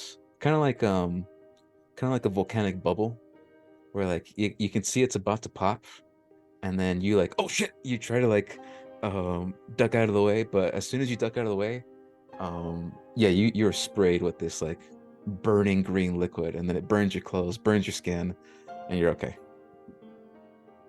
That was red. That's funny. I Alright. lolled. Let's get out of here. Yeah. Yes, please. Yeah, Let's I go. go head first into the. I lead the charge into the portal. Because I'm cool like that. And we leave the teleportation room as everyone goes into the desert with 2 more NPCs. Well, 3 more if you count the dog. Of course I count the dog. It's my cousin, bro. Hey, cousin. Yeah, what up? You're here. A lot better than those roast things that they kept all over Beast Hunter. Ugh. Give me a second to prepare the NPCs in the next map. In my own headcanon, that fucking dead Quaddle gets back up.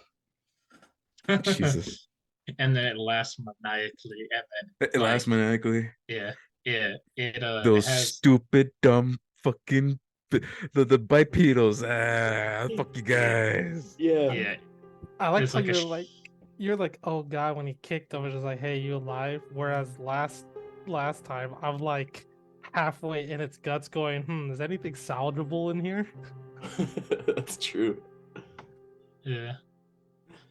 And then See, like in Super Mario Brothers, like out of that bloody vat of pool of acid, a fucking like skinless, bony manticore is gonna rise out of it. since you dropped the lip, it makes me surprised to not think that the vat of acid didn't explode when the Mentaquaddle just dissolved into it earlier. True. But then I also thought, I'm assuming it's because the needle that was on that Mentaquaddle was embedded into Riz's chest, and he now wields it. That's the only reason it didn't explode. He is holding a bomb. You're holding a bomb. Don't let acid He touch is, that. We he now know is that. holding a. Oh my god, Riz, you're holding a big fucking massive bomb. So I got a bomb lance. You got a You have a bomb bomb lance. lance. You Well, just once gotta you, coat it in acid first. You yeah, can Allah we- Akbar somebody real easy. yeah, I could take good. it, Says the All right. blind, deaf, and now unconscious man. but Okay. I'm not dead. No, I said deaf. What's up? So things are taking a while to load. I'm sorry. You, my browsers, my browsers are loading. So give me a second.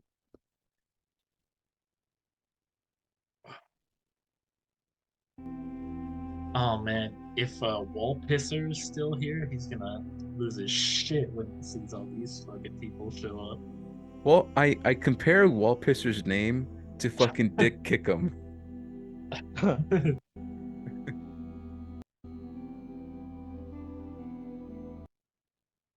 Oh shit. Oh shit.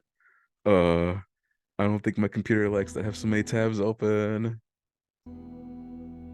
Just don't have as much. Also, Very is, centrals, bro. baby. What's up?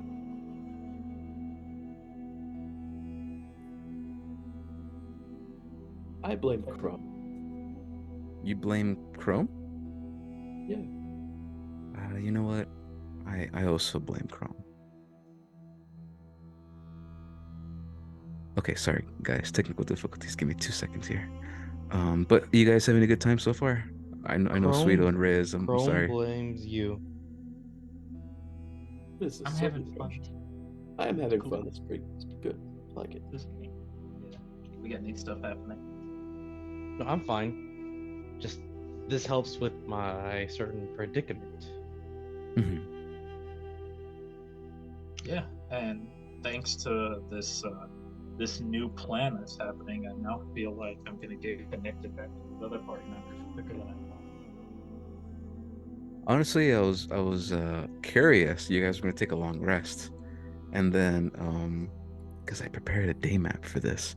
If you guys are gonna take a long rest, it was gonna be nighttime for you guys back at Esperanza, and then daytime here. But no, that didn't happen. So, Yeah. do you guys see the new map? Yeah, I'm in a desert area. I am in the water with the whole crew. Ah, okay. Let's see here. I then. So, if everyone Am I can see also the getting screen, attacked? We'll get to that. We'll get to that. Andrew. Yes. Let's Oh. see here. Speed Actually, up time. I think this. Okay, I'm gonna do a scene here, and then after this scene, we'll go back to Andrew and Zach. But Zach, you good, man? Yeah, I'm Gucci. Okay, because I see what you wrote in the chat. No, yeah, that was just as a little. That was a side thing. You keep going. Okay. I just hopefully you're okay, man. Okay. The party is submerged in water as they pass through the portal. A quick blink, and all of a sudden, all of you are assaulted by wet vines. I need everybody to make either dexterity saves, strength saves, whatever your strongest save is, and go from there. Wow. Not my moment. How does it feel?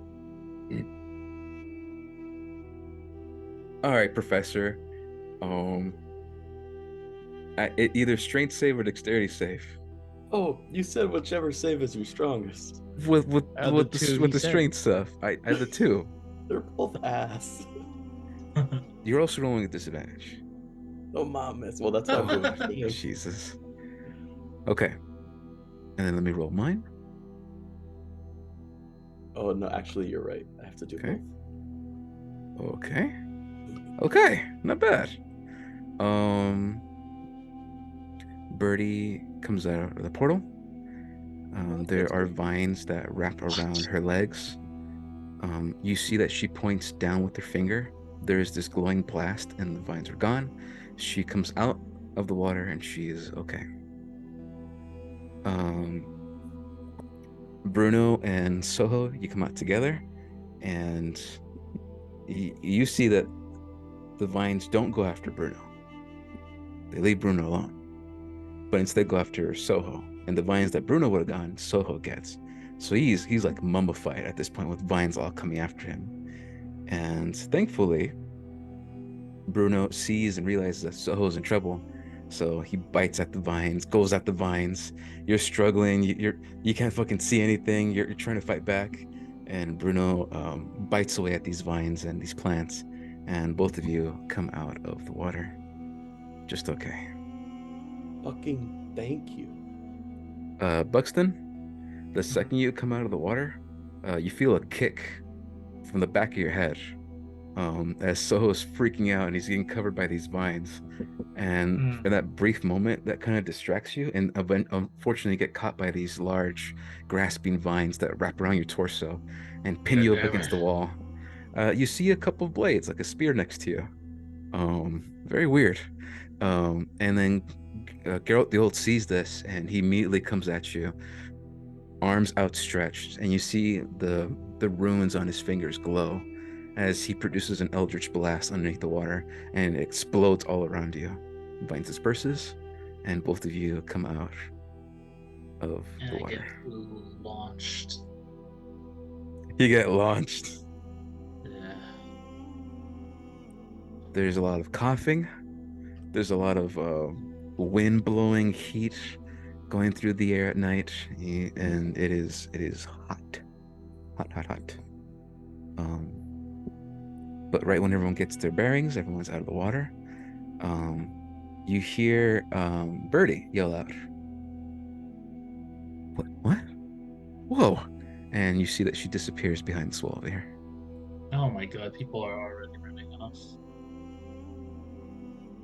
You know what? Immediately, I want to do a perception check. I want to scan this area for anything interesting. Borf. Nope. Oh. Nat one. That was a nat one. I would get inspiration, but we're not in combat. No, you get out of the water.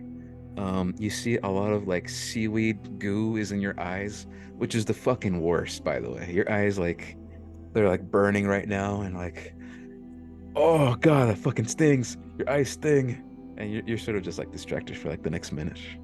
Yeah, I'm tumbling around. I'm tumbling, tumbling. Also, So I noticed that Riz is on the map. I'm sorry, Riz is not supposed to be there. yeah, I'm over No. here like I'm sorry. I just Ah! noticed. That's bad DMing. I'm sorry. The memory of Riz was strong. I dream of Riz as I'm being assaulted in the eyeballs. I Dream of. investigate for signs of where Riz and Sweeto could have gone. Okay, investigation check. Yeah, 23. 23. Yeah. That's pretty good. Take a look around. You notice in the north, you see that there are tracks leading away from this sort of ruined school that you notice. And then the same thing, like I told Sweeto last game. All you notice that there is a school here, but ruins, tables broken, and everything. Okay, Sammy, hold on. Fucking, you gotta RP this, man. Don't just go Oh, sorry. everywhere. Sorry. Um, I didn't know that. You're not playing now a that video game. now that you're over here, in the north, you notice that there is this large tent, and that this school has been retrofitted to be a sort of home of some kind. Mm. And if you keep going to the left, you'll see that there is a unique looking shop on wheels. What And the?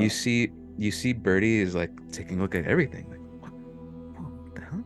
And she's very excited about this contraption that's over here in the top left. Can I join her? Yeah. Just walk on over, but like do square by square. Don't just like go across the map. That way I know how long where you're going specifically, and then what spaces you're going over, because some stuff might be there. Oh, okay. But yeah, uh, Buxton, your eyes are clear now, and you take a look around you. You see everyone's hanging out up here in the north. Oh, okay. So Um, everyone went over to the north now? mhm. Shoot, I You guess I see should probably go over there too. you see Soho and Buxton. You see a unique potion shop that's on wheels. There's a great presentation. There are stacks and stacks of potions. There is gear that's on the racks, and you see glowing text that's on the sort of side of this cart. What does it say? And one reads for the teacher. And there is this potion bottle that's hanging underneath that sign. And another sign. Um, you can't see it, Soho, but only Buxton can see it. As Buxton, you go up close to. Oh, sorry. Do you go up to the cart?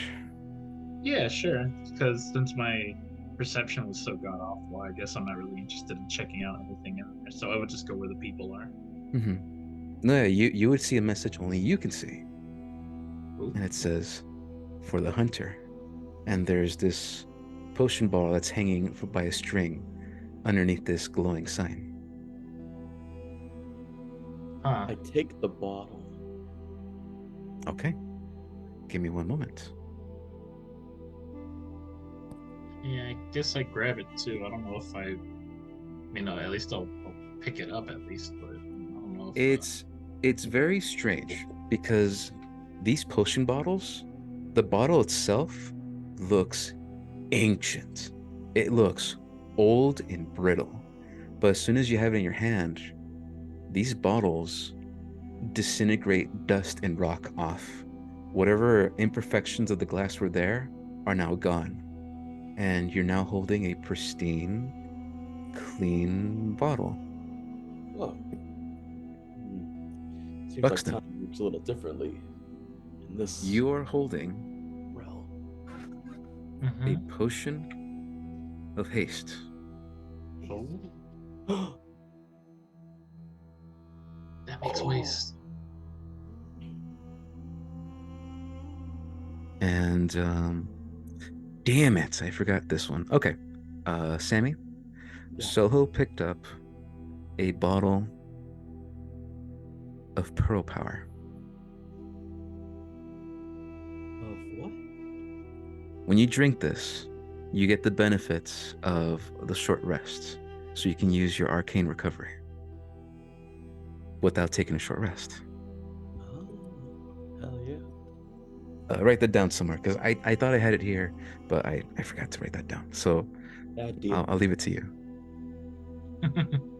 Understood. Fuck you, fuck you.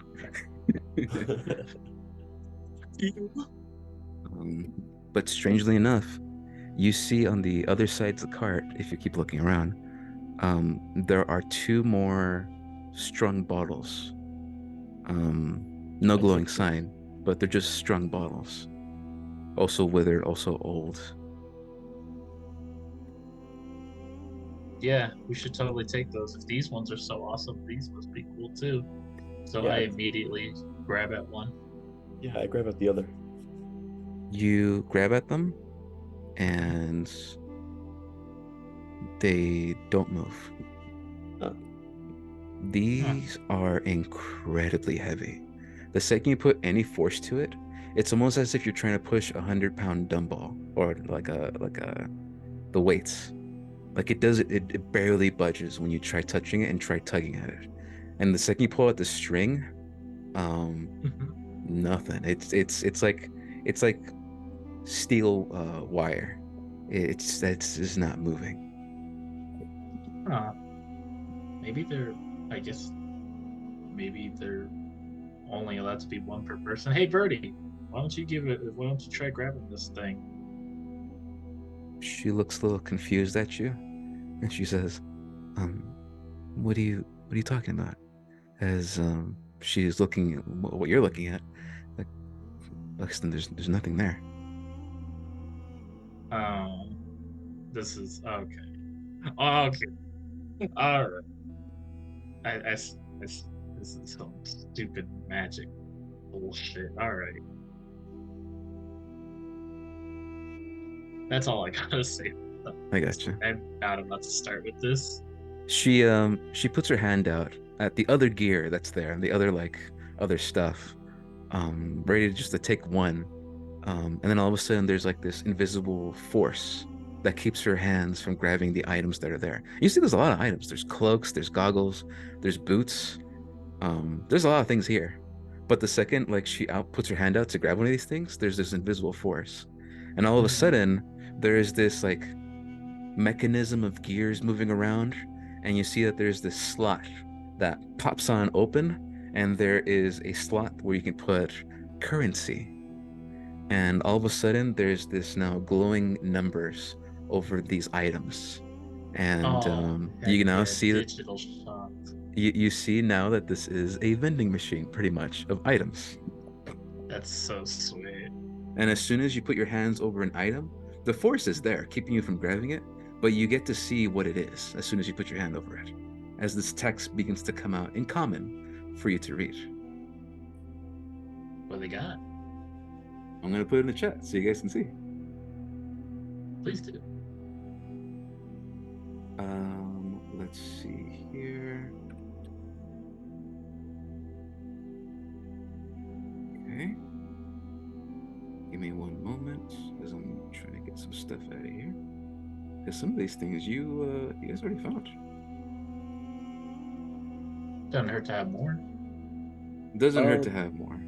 Hey, Buxton, Yeah. you think those bottles that we couldn't take weigh more than 500 pounds? Oh, I mean, it's sure as hell heavy, but I don't think 500 pounds heavy. Can't be right. So this is what you guys see. 1 gold for sunscreen lotion, water purification tablets, sand goggles, desert boots, a fire starting kit, a sand cloak, potion of scorched earth, potion of dune leaping, and then for 10 gold you got potion of visibility, potion of greater healing, And then for 50 gold, potion of gaseous form, and then potion of stone giant strength. Hey, Soho, how much money did you get earlier? You know, your advancement thing. I got 100. Wait, what was the question? You know, when you so graciously took that money that spilt on the floor earlier. Oh, that plus my 100 gold, I can only assume is EM. Say that one more time. What do you have in your inventory? I have 100 gold in my inventory, and how much did I pick up? Oh, off the ground? Yeah. Yeah, how much did he so Um, graciously take off the floor? You got like a large collection of coins. It wasn't like one currency. In the moment, you get the sense she probably gave you like her entire tips that she'd been collecting like for like the month. So there's gold coins, there's jewels, there's copper, silver. In total, if you took time to count it, it's about like 300 gold. Jesus. Oh my god, that's money! Oh, That is money. I I give the 300 to Buxton, and oh, woo! I say, listen, we're in Howl this at the moon. together. All right, don't forget that. I already forgot literally what you said as you said it. Please repeat that. You're like a child who just wanders into a candy shop and forgets the instructions. Hey, well, geez, man. Look, there's all sorts of cool things here. When's the last time I got to spend my check on something nice? You know how many times I go out hunting and I gotta spend a good chunk of my money to get more supplies to go out hunting? It's like a vicious cycle. Jesus, here's 10 more to shut you up here.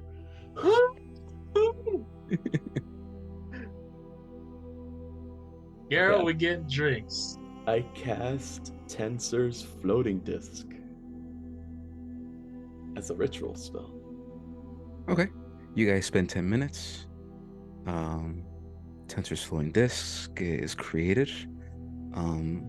Out of the stone and rock that is underneath the sand, you see it begins to sort of come out as this giant floating disc is now just floating in the air. Um, this is just for flavor, but that's what you guys see, a large stone disc floating I off the raise it ground. up to the potions to see Okay. if it can hold them. You put the rim edge of this disc towards the potion, and it does lift it. Yes. Nice. Alright. What else do you do? Now I'm gonna try to make sure I can get these to Riz and Sweeto. Okay. Do you move the disc around? Yeah, yeah. All right. The second you move the disc around, the string of the potion bottle begins to pull the potion back as the disc is going another direction. And then it slips off the disc and it slams into the wagon, and you hear a loud thunk. Oh, big sad. So you get the sense that the string is keeping it in place, even though you picked up this extremely heavy object. Okay, I do it again and I cut the string when they're on the fucking disc. Jesus Christ. Okay. What do you use to cut the string? I use my dagger. Okay. You take out the dagger, put it on the string. It's string, it should cut easily, right? You start cutting Yeah. at it. Magic string. Nope, nope. Keep cutting at it. Nope. Keep cutting at it harder and harder and harder. You spend like a minute on this and realize that this string is not cutting. Why? You hear girls say out loud, "If all y'all are done fucking around over there, I'd like to go find the student." Yeah, during Soho's antics, I have bought several items with all the money he has given me. What would you buy? This includes several items. This includes Oh, keep a in mind, pair of it's only one each. There's only one item in stock of each of these. Oh, one of each? Okay. Only one of well, each. That's still fine. I still buy what's it called? I still buy basically every single 1 gold item: the fire starting kit, sand cloak, potion to scorch earth, dune leaping, sand goggles, the purification tablets, the sunscreen lotion. Okay. I buy all of them. The 1 gold. that- Okay, cool. 1, 2, 3, 4, 5, 6, 7. That's 8 gold. That ain't nothing. I also buy what's it called? Where is it? I also buy the potion of greater healing and the potion of stone giant strength. That's an additional 60 gold. Gotcha. So that's 68 gold, I believe. Giant. Cool. Okay. And then what's your gold at now? Let's see. I had my own 100. Dammy, you gave me all that money.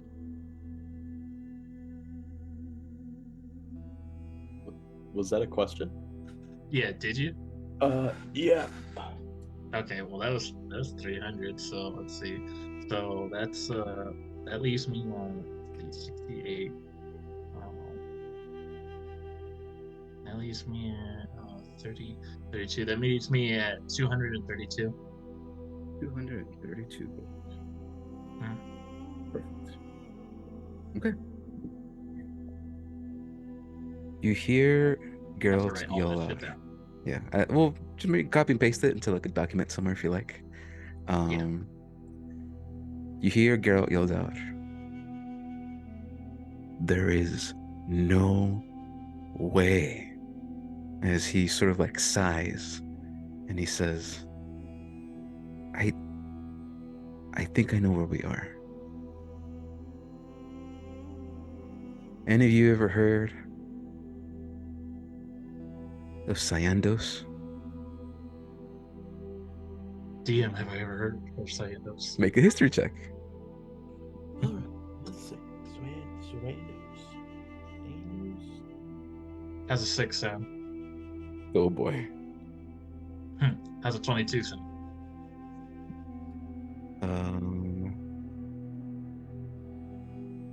22 is pretty good. Cyandos, from what you guys understand, is in the southern hemisphere of the world of Galata. It's the land of dragons. Well, ancient dead dragons. It used to be the land of dragons. And then something happened to all the dragons where they all lived here, and then people started to colonize this area of the world to realize that there were no more dragons anywhere. So they've just built kingdoms here and everything. That is Cyandos, the land of ancient dragons.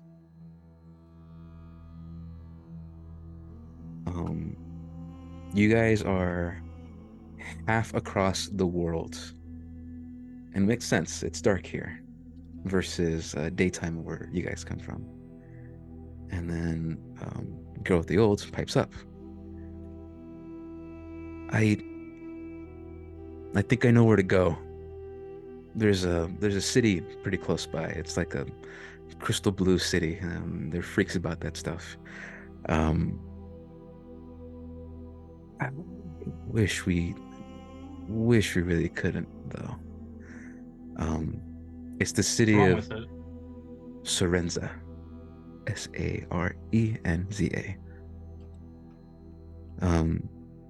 Zarenza, these past couple of years, as he walks back up close to you guys. Sarenza, these past couple of years, has really become, to put it kindly, as he air quotes, a nice shithole. Oh. The new prince that took over put some harsh laws of oppress the people. Not happy about that. And then there's this religious fanatic group that is in competition with the the royal family. And because they're both fighting, these two groups have sort of caused this town, or sorry, city, this kingdom, once prosperous, to just fall into like a nice open shitter. Eef. Yeah, not too keen about that. But, and he like, whoa, he surprised himself, like, hey. And Birdie comes out, and you see she's wearing like these nice jewelry. She has like this desert coat on. It's Oh like, my yeah, God. there's like there's cool stuff in here. And she's like all happy to herself. Girl Deal looks at her, like, oh, sorry. And she walks away. Um, he says, anyways, if your friends, Sweeto and Riz, if they're anywhere, and that kid's anywhere, they're probably over there too.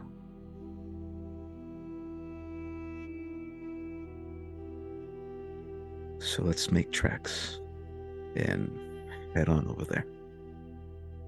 All right. Love that idea. Sounds, yeah, it sounds better than anything. Sounds like the best lead, honestly. I see no problem. Let's do it. Wharf. All right. And the party sets off on their adventure to the Crystal City. I'm going to go ahead and have the party complete a couple things before we move on to Riz and Sweeto. Okay. So Not it. Jazz. Not it. Um, I sit on my disc, by the way, yeah, you sit on your disc. and it flies. Okay, so I float. You guys make your way into the desert, and the winds are whipping at all of you, your faces.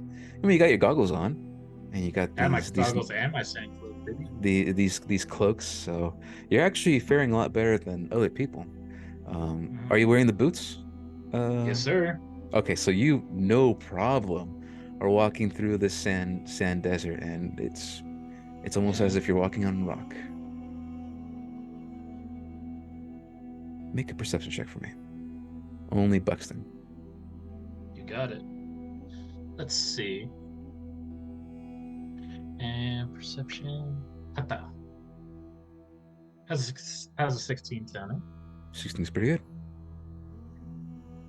You take a look out into the desert, and you see a faraway kingdom and this bright shining blue crystal ball in the sky.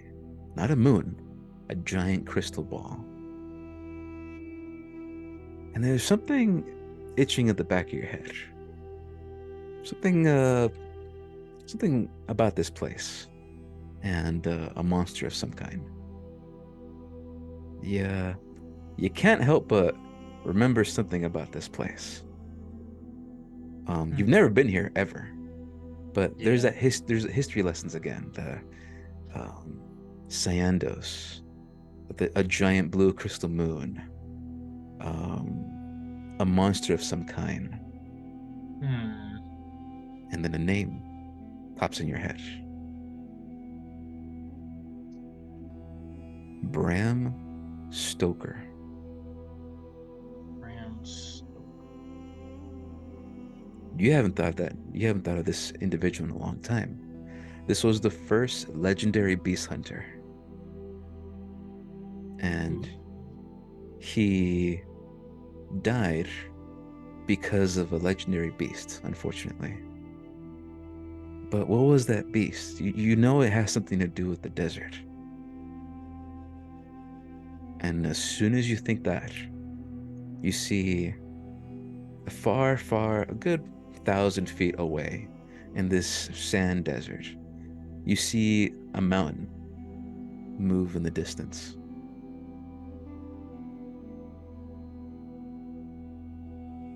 What do you do?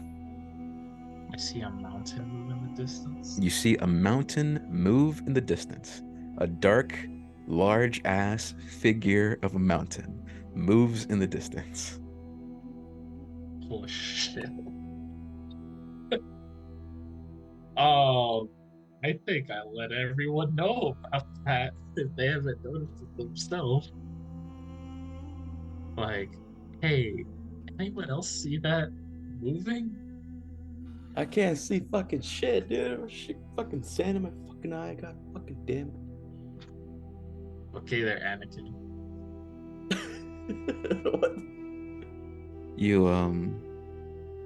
You start to let the party know, let them know, like, hey, there's something moving out there. Yeah.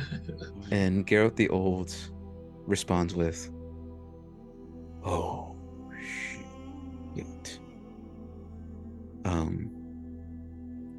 Okay. So one of two things is gonna happen. And then the ground around you begins to vibrate. Okay. One thing is gonna happen. I react and I dodge. Just kidding. I fly. Dodge, fly. No. Give me a second Okay. to change the music.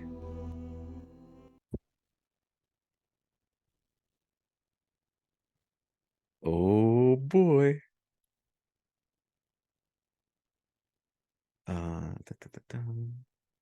Can we say that I drank that short rest potion? No. Damn. You would have to do that, like announce it and not like do that. Very descriptive. So here's what happens. You see a large blue fin protrude out from the ground, a good 800 feet away from you guys. And then Geralt yells out in the loudest voice you've ever heard him yell out, "Crystal Megalodon! Fucking run!" And that just hearing him say that, you know this is one of the legendary beasts that was near the Beast Hunter's Vale, Buxton. You know of this creature.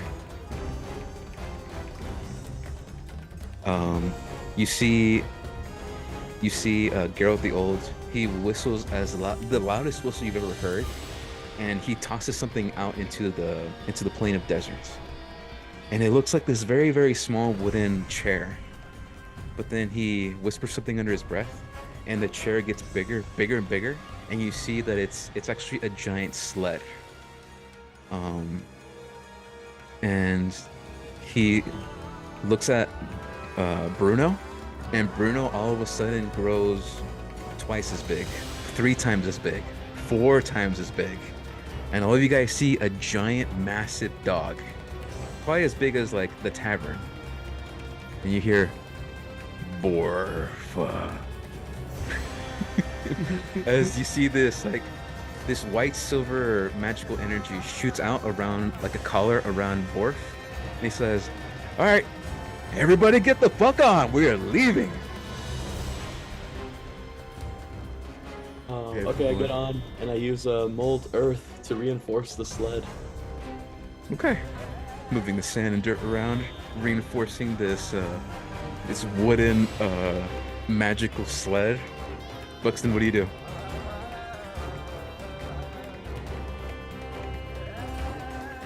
Buxton.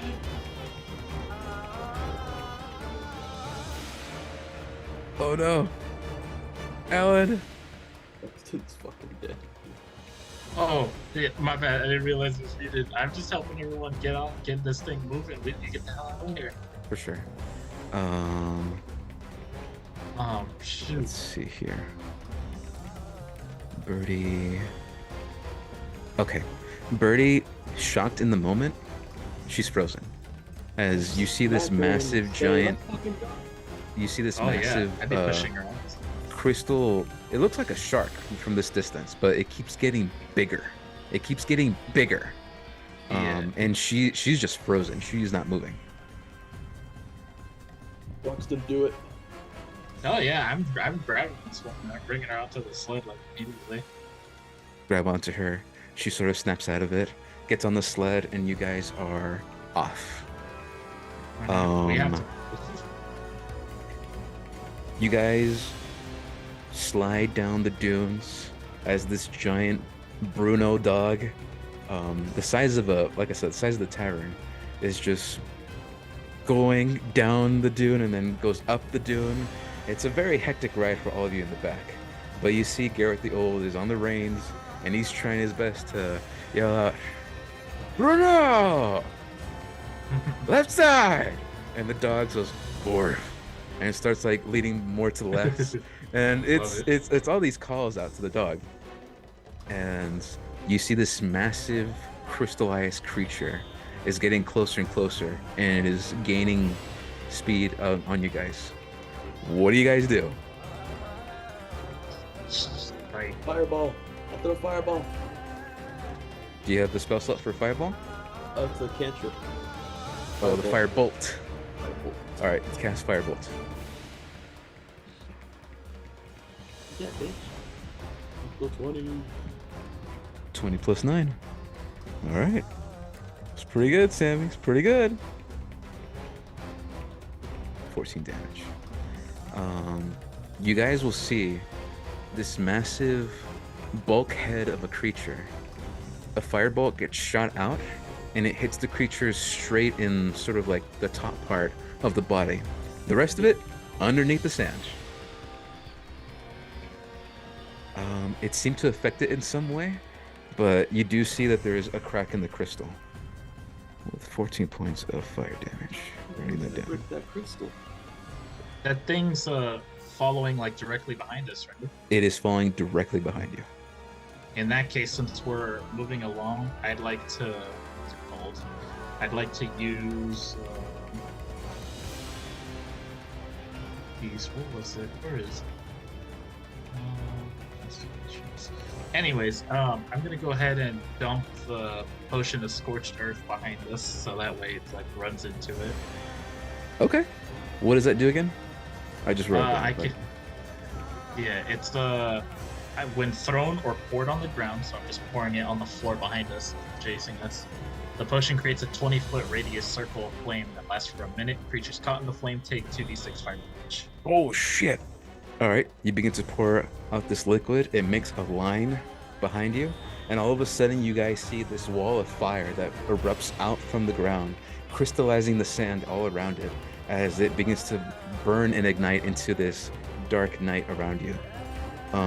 The massive crystallized creature begins to pop its head out just a little bit, and you see there are rows and rows of giant teeth from this massive maw as it gets closer and closer. And as it does that, it swallows these sort of bits of fire and crystal in the sand. It stops immediately, abruptly, and there are sort of like miniature explosions around this creature. And you hear a loud moaning crystal sound as it stops in place. And it begins to turn a different direction. Ooh.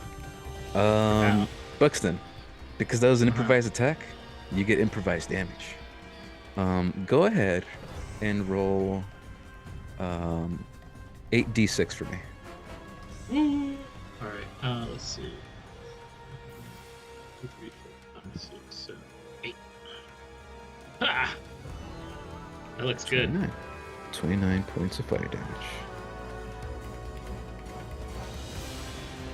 The massive creature begins to, now it's on your right hand side, begins to come out of the sand more and more and more. Now it's a good 500 feet away, and you see Garrett the Old say, God damn it, I don't want to fucking waste this already. He takes out his longsword, points at the massive creature, and you see that there's this bolt of black energy that shoots out and attempts to shoot at the creature. Oh shit! You see it is a black flame that gets shot out from the sword, and it lands a little bit too soon on the ground before it hits the creature.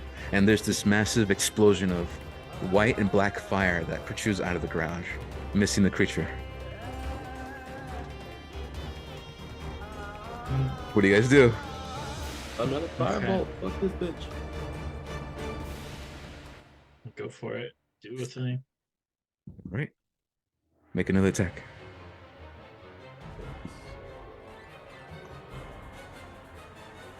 Was that a 28? Yeah. Jesus Christ. All right, that hits. 2 damage of fire. And that is enough.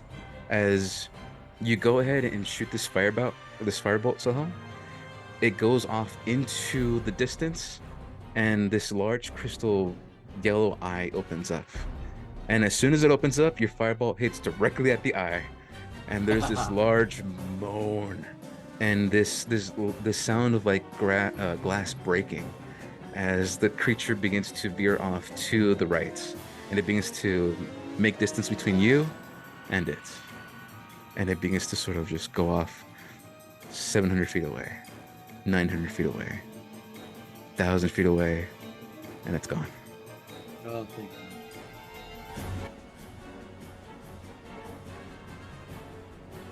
And there is the end of that.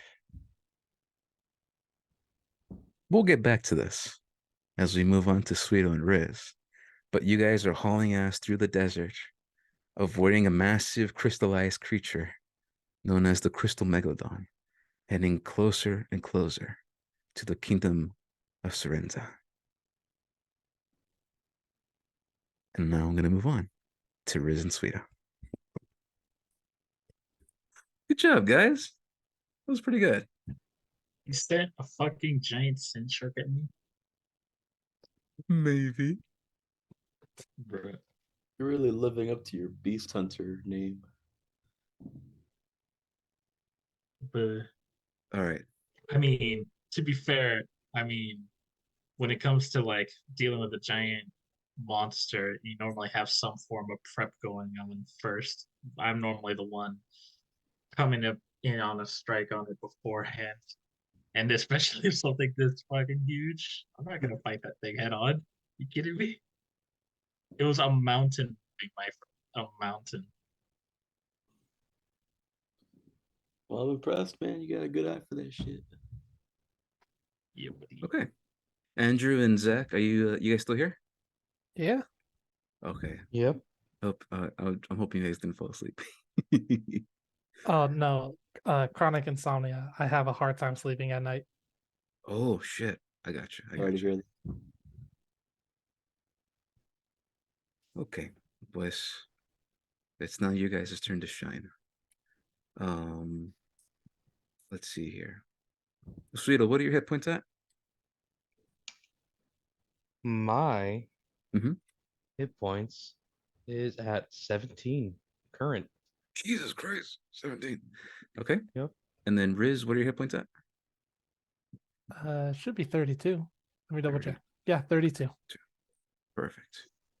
I have to update these every time, so it's a pain, but it is what it is. It is what it is. Okay, I'm gonna put a camera in here so Sammy and Alan can see what's happening. And then here we go. Perfect. Okay. Let me know if you guys can see the new map. There it is. Whoa. Yes. Well, that's a big boy down there. So, let me paint you a picture of what you guys see. As Riz and Sweeto both wake up in sort of this very, very comfortable tent covered in pillows. There is a smell of fresh food. There is a smell of like amazing, amazing meats being cooked. Fragrances you've never really smelled before ever in your lives. And smells pretty good. And you hear That music. That guitar caught me off guard. Sorry. You hear music being it's- played on the outside.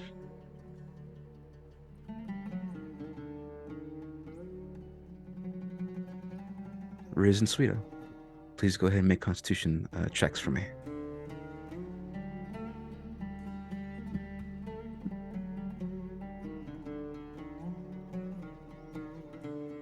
That would be a 5. Gotcha. Sweeto, you wake up first.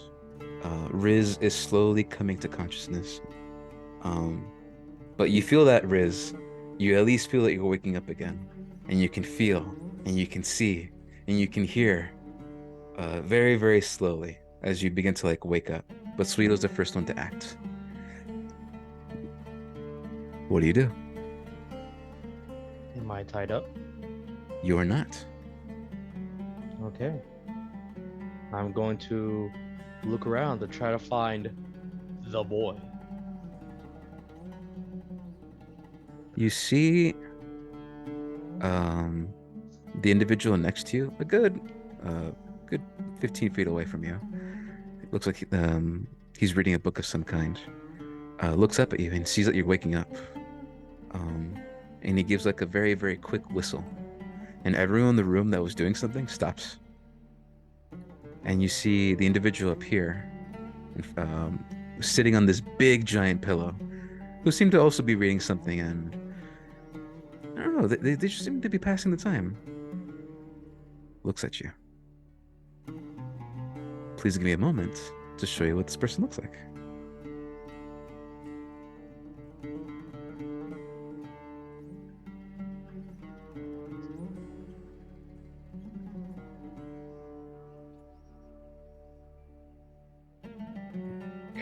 Okay.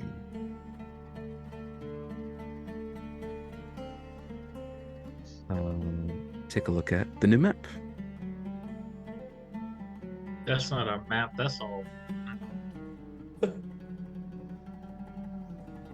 You see a That's female a lady. warrior. And her armor is unique compared to everybody else's in this tent that you're in. And she gives you a very curious look. And she says, "So, you're finally awake now." Yes. What brings you here to this land, my friend? Trying to find a schoolboy. She takes a pause, and she doesn't know if you mean literally or what you mean what you mean specifically. Yes. Oh, She Yes. hops off the pillow and then begins to walk forward.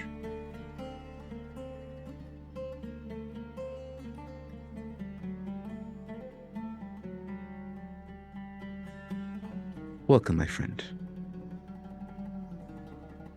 This student you're looking for, this boy, I may know where he is. But I have a question for you and your friend as she begins to walk closer and closer. She pulls up a chair. When she said friend, I'm gonna go over to the side. If I see Riz, I'm gonna poke him. Okay. Riz, you feel this like poke. And you're not fully awake.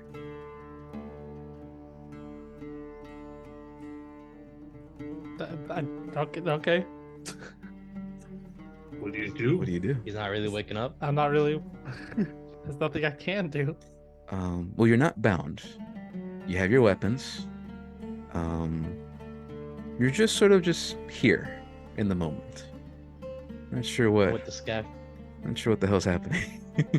As you're hearing this music and all these weird smells you've never smelled before all around you. If Riz is not really waking up through the poke, I'm gonna whack him with the scabbard of my sword. Oh, Jesus.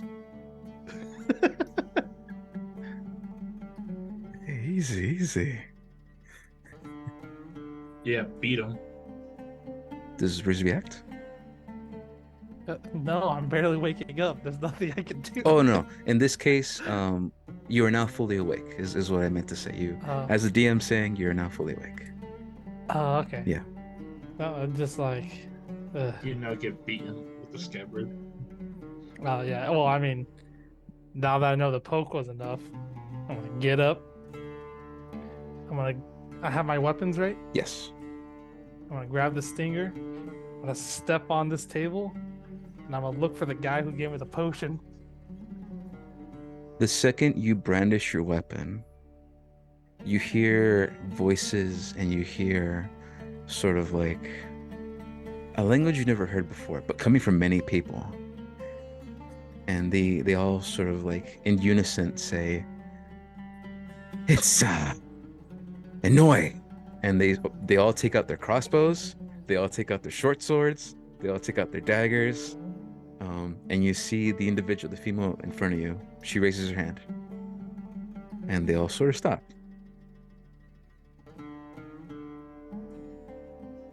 And she takes a look at you standing on the table.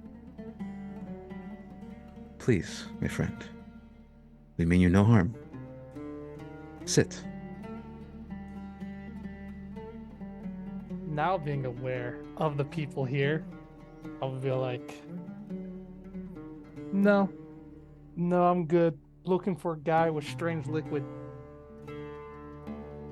Well, I think I know which guy with strange liquid you may be talking about. He saved your life. If it weren't for that No. liquid. No, he didn't. She gives you like this very curious look. Is he deranged? She gives you a curious look, and she says, "Why do you believe he tried to kill you?" He gave me drink, and then things went dark. Now he will go dark.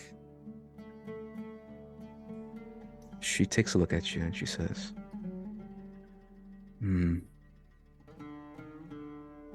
I think I know why he gave you what he gave you." As she takes a look at you, like your torso, it is covered. Since you've only been in one spot, there's just like this black mucus, just like a puddle underneath your feet, and there's just like this black liquid all over your torso. And she says, "My friend, you're not doing well. And it seems that whatever this strange man that gave you liquid, I truly believe he meant only good intentions." I'm gonna look at the black goo and be like, that's always been there. Then I'm gonna see the big one, be like, hey, brother in arms, I found you. Where's the weak one? Couldn't find boy yet. Who? Oh, that's right.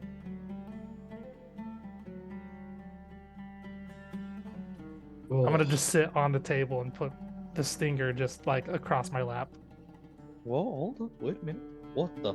You hear these big giant footsteps, and you see that the female individual in front of you, she gives a very concerned look, and this large giant of a guy comes in, and you see that he isn't wearing a shirt, like a cloak like everybody else.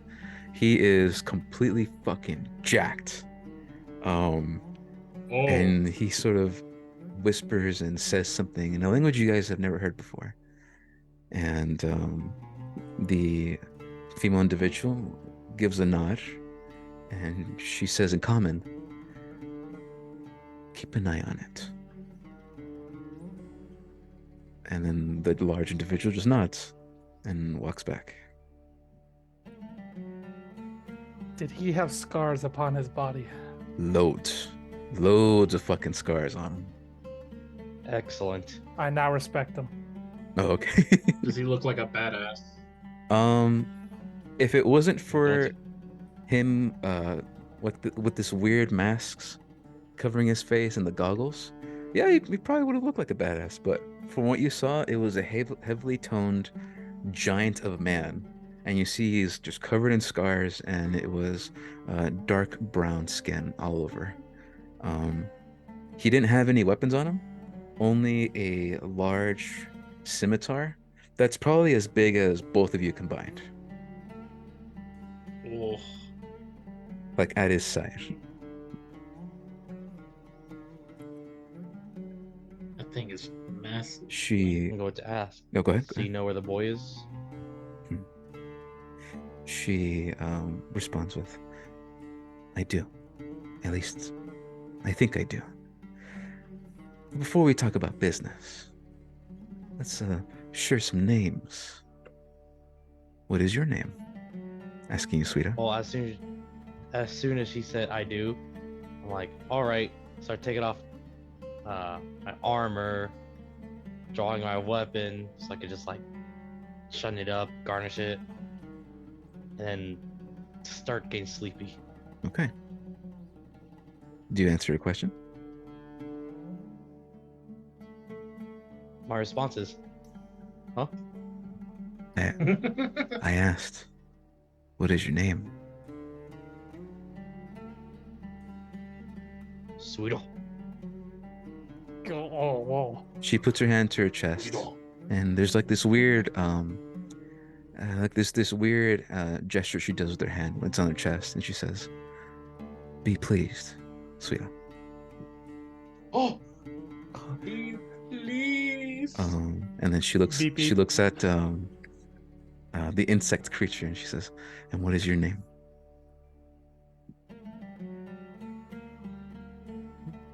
I'm gonna try and copy her and be like, beep beep, Riz. She sort of chuckles, and like you underneath the mask, you can't see that she's smiling, but you get the sense that you made her chuckle. And she says, "Be pleased, Riz." That's what I said. Of course you did. I'm gonna do a mental link with the big one, and in his mind, he's gonna hear, "I'm getting laid tonight." Oh, You hear I'm gonna respond to that. well, no, what he said with it was No, it no, was a no. mental link, so unfortunately you can't hear that. But I'm very curious to see what you would have said. um, you hear sort of like a coming from outside, and then just like a "I do not like this." That's all you hear from him, from the guy outside. Did it sound like the potion dude? No, this voice was deeper, Okay. and this was something else. You assume the guy you're mentally linked to. The individual in front of you. Oh, sorry. Go ahead. No, I was gonna say I linked with Sweeto. Oh, sorry. My bad. I thought you linked to with the big dude Oh! outside. No. I don't give a crap about him. Oh, okay. About my brother in arms. Of course. One-eyed My Odin. bad. Sweeto, please respond. don't Be care. pleased. You sharpen my weapon. Okay. I already forgot about the big guy. The individual in front of you says, "My name is Amara Al-Karir. It is a pleasure to meet you. 2 of 8. Huh? What brings you here to these lands?"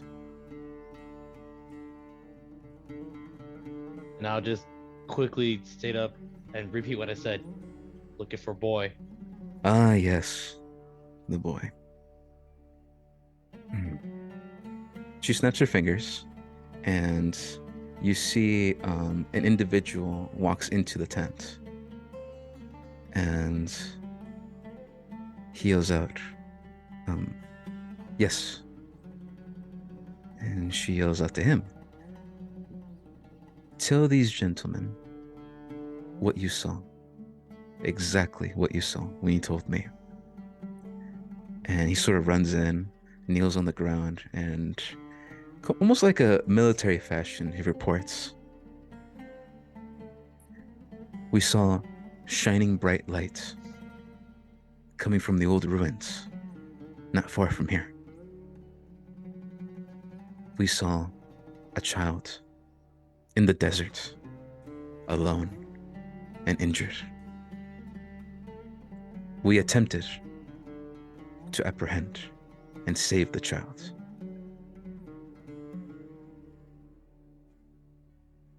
But Saga found him first." And everyone else begins to whisper and be almost as if they've just barely heard this for the first time. Like, "Oh, Saga, like, and they sort of just keep whispering themselves. We believe Saga has the child. And then Amara looks at him. He says, "Thank you. You may leave." And he steps away and heads back outside. She leans back on her chair and she says, "And there you have it, sweetie. Saga has the child."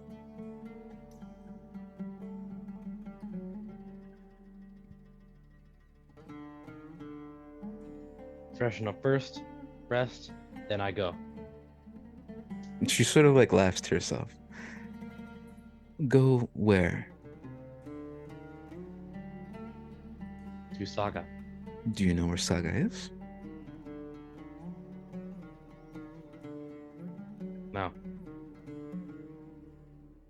I'm gonna point in a random direction and be all like, that way. Roll a d4 for me. I hope I get it right. That'll make me so happy. That is a 4. Okay. She would just shake her head no. I'm sorry, Riz. That is not the right direction. I use all of my arms to point in random directions One and say that way. This one is- of those directions is This is correct. a lie. She scoundrel. Oh, she says one of those directions is right. But please rest here for a moment. I see that all of you are severely injured. I don't know what the Can I roll? Hmm? I'll start to interrupt. Go ahead. she says, I don't know what the other individual looks like, but I can safely assume that other individual is dead. Correct?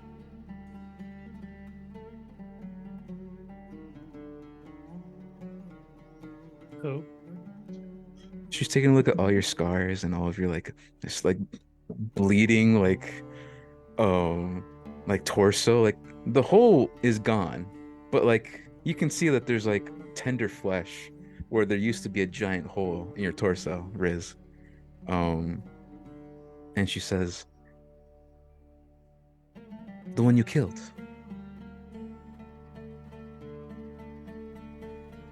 Do you know how little that narrows it down? I assume The thing that bit me and stabbed you. You mean the thing that could have been my food? Could have been Who food. put that lava there? Or who put that acid there? She sort of her eyes narrow at you, Riz, and she says, I assume it was the mantiquaddle that nearly killed you, right? Did you just cast a spell on me? No, I'm talking about the large manticore creature that killed you. I'm gonna instantly looked at me and be all like, I ain't dead. Riz can't die. Riz strongest. As I start flexing. This doesn't make any sense. And she sort of begins to get up. There's supposed to be 8 of you. It was said that there was supposed to be 8 of you, but there's only 2 of 8. Where's the rest of your party? As she begins to not get impatient, but she sort of has this tone that's shifted from not getting a clear answer from both of you. One is too weak, so they needed to sit down and rest, and the other one was on the verge of death. He also likes shiny coins. Oh, so they haven't got here yet. No, once I saw that they looked okay, at least the strong fire one, when he looked okay, I left to go find you. I clearly need someone who's just as strong as me. Dab me up. I'm too busy garnishing my weapons. She begins to walk back and goes behind the massive giant pillow, and then she pulls out these ragged, ancient scrolls, and she pulls them out, has them in hand, opens up one of the scrolls, looks up at both of you, and she nods, but there's a very confused look on her face, and then she walks back towards the table, and she sets down the scrolls. Go ahead and make a perception check, both of you. I have advantage. You do. I never did. 1. Oh, that hurts Ooh. my heart. That would have been. That's a 6. That would have been good. Oh, good thing I got the advantage. Riz, you see drawings on here, and you immediately lose interest. Like they're just drawings. Like what? Why is she showing you this? But Sweeto, you notice something very peculiar. These scrolls are ancient. There's no falsehood. There's no lie in that. These scrolls are ancient. But you see that artistically, whatever paints was used is very withered and old. And you look down and you see 8 people. 4 of them you recognize.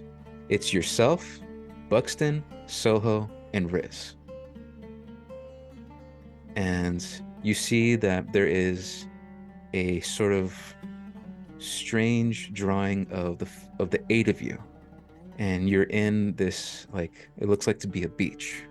And as you keep looking down at these drawings, you see that there is 8 of you at a tavern, and there's a text of that tavern, and it's the name of the tavern. And then Amara speaks up. She says, and then from here, you traveled beneath the mountain, battled this creature, and you guys see it. There is a drawing of this massive creature with a long tail, needle sticking out, and these angelic wings. But the drawing is so old and withered that you really couldn't tell what it was until you realize, like, oh, you guys just fought this thing. But it's already here in a drawing. And she points out, it pierces through Riz. It almost kills Sweeto. Soho gets the final blow if it wasn't for Buxton. This is you, right? Looking at you, Sweeto. I look back over because I went going back and forth, my weapon and scroll. Went back over. Yes. Go back to the weapon. She flips over another scroll. And you see that Riz looks completely unhealthy. And you see that there is black liquid coming from his mouth in this drawing. But then you see that there is a bowl that's given to him in this drawing. And after he eats it, you see that he is fully healthy. And you see that he actually looks buffer. He almost looks a little bit bigger. And Sweeto, you see that you have in your hand a strange hand-sized ring. Like it's the ring is as big as your hand. And Amara responds. And then here, you come visit us. You visit us. We have a trial. We give you gifts. And then you save us. And she flips the page. And you see that there is a massive kingdom that is ruined. Holes everywhere. But you see that there's a tent city. And that tent city is going into a teleportation circle. Light coming out of the ground and people leaving into that light.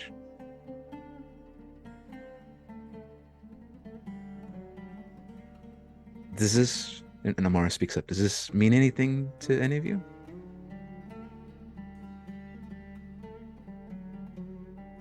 Nope. No. They say never meet your heroes. And she puts the scrolls away. The fucking simultaneous. I believe we both have an intelligence of 8. Yeah. Let me speak in the language that you'll understand. I know where Saga Okay. is. And if you're looking for the students, then I can take you to someone who can take you to Saga. But you need to earn this information. I'm not looking for the weak. Oh, Saga is not weak. He's very powerful. No, the other word, the other kid, what he's looking for, and I'm gonna point to Sweeto. Ah, I'm here for him. Job. I see, I see. We have a job. Yes. That weak kid. I thought my job was done when I killed the thing. Nope. Gotta take Hmm. kid to school. To what? She gives Yeah. a long, long sigh and sort of just says, okay. Sweeto, will you take on this trial then? For this information? Okay. And I'm going to put my original weapon away and try to pull out and show the other weapon. Which is? Hopefully I wrote down the actual name instead of just sword plus one. Ah, yes. It is a Japanese-inspired short samurai sword. And the second you pull it out,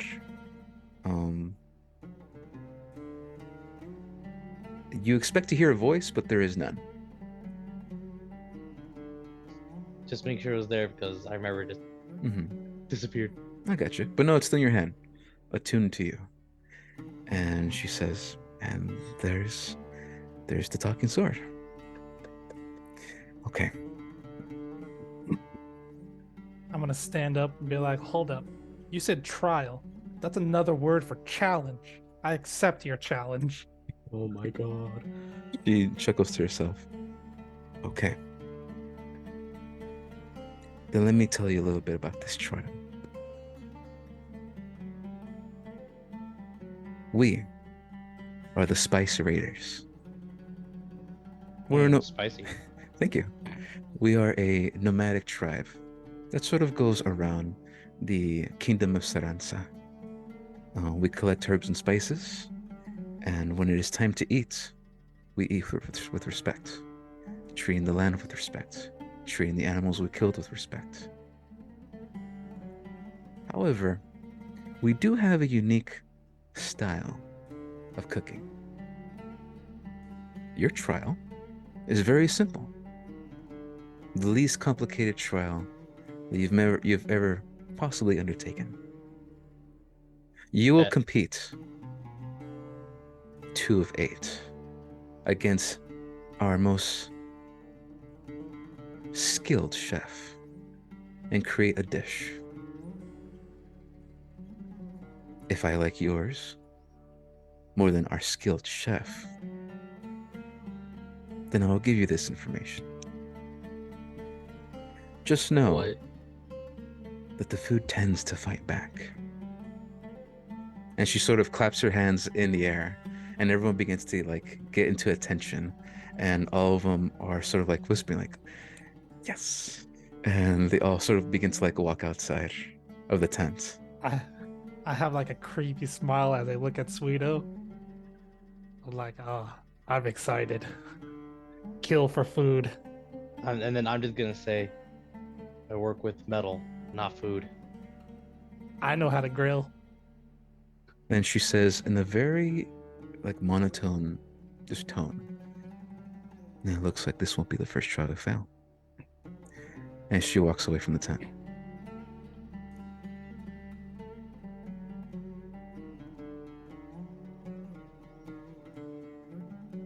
Do you guys follow? Yeah. Is there any food here? No food. Only the herbs and spices from another land that Sweeto has. I'm gonna grab like a small bag and then follow. A small bag of what? What are you grabbing? Of I guess some spices. Okay. Um, let's see. On the table that you guys were at, there were no spices, unless you meant you're grabbing it from Sweeto. Oh no, anywhere on the table. No, That I no, was no, like no. doing a quick look No, around. no spices on the table. However, the moment you step outside the tent and you look around, you see that this camp is full of spices, full of food everywhere, full of like pots and pans cooking. Like every single tent, there's a type of food and the type of fire blazing, and there is just this aroma of like good vibes of food being cooked here. And then Amara, she yells out, "My people, a trial is to begin. May the best chef win." Sweeto, plant Mm. or meat? Meat. I had a feeling you'd say that. She then begins to walk inside the tent and she says, "I shall be waiting. No one shall help them. Let's see how they do." As she walks inside the tent and disappears. You see this big guy, the big giant guy. He sort of points towards the south east, and he says, "Your station is over here. Please, let me guide you." As he walks on over, and he leads you towards like this big base of like flowers and spices everywhere here. And there's like this massive, giant, unique pot of some kind, but it's as big as you are. And you can see that there's an opening so that you can like put food in there. And then a little bit to the north, you see that there is a female individual who does not have her mask on. And you see that you assume that this is the other chef, as she's wearing these sort of robes and apron that no one else seems to be wearing. The big giant individual yells out, "The challenger has come.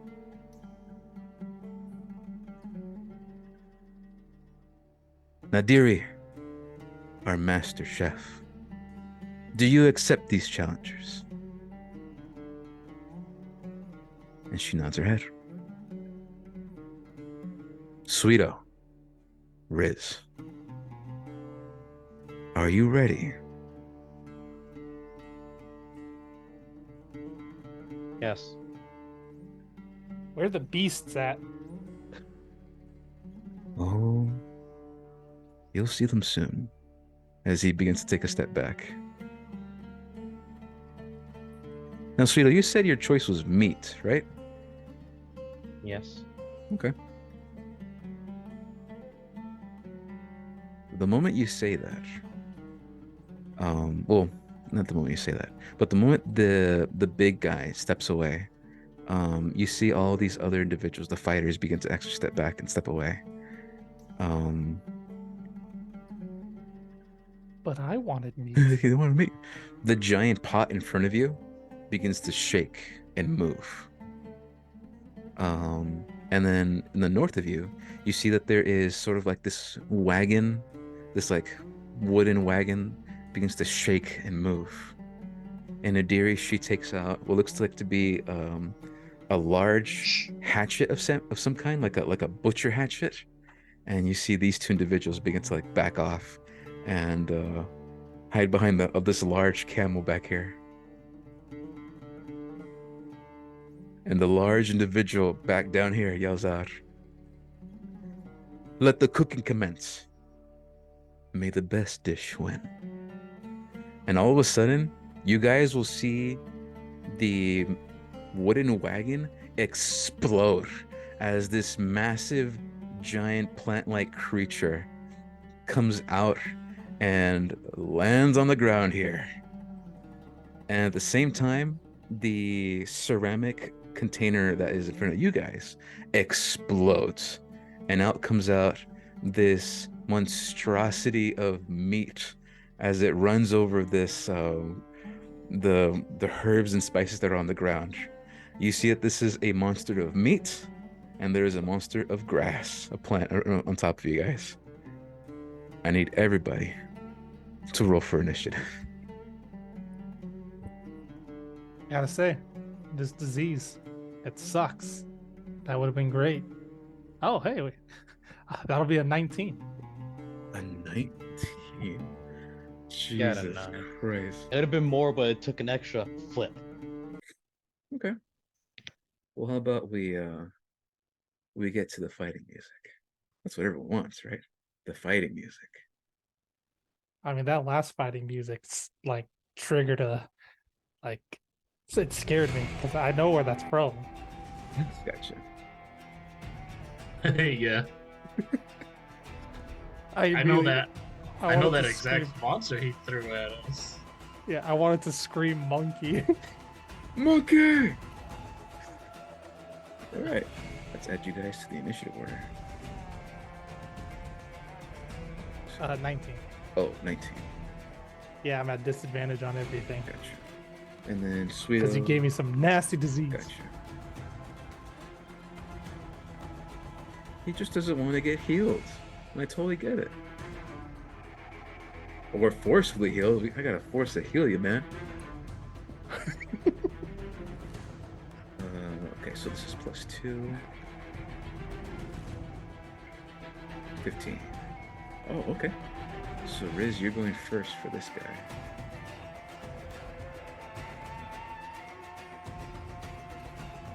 And then Nadiri. Oh, didn't mean to roll that. Oh, that's bad. That is bad. Oh, okay.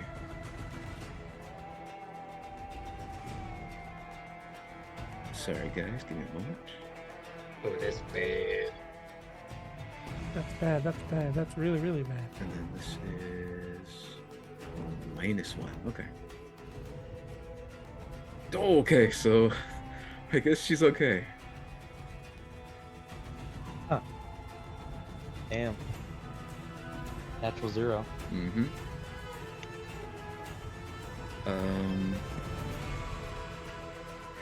Riz, Yeah. you go first.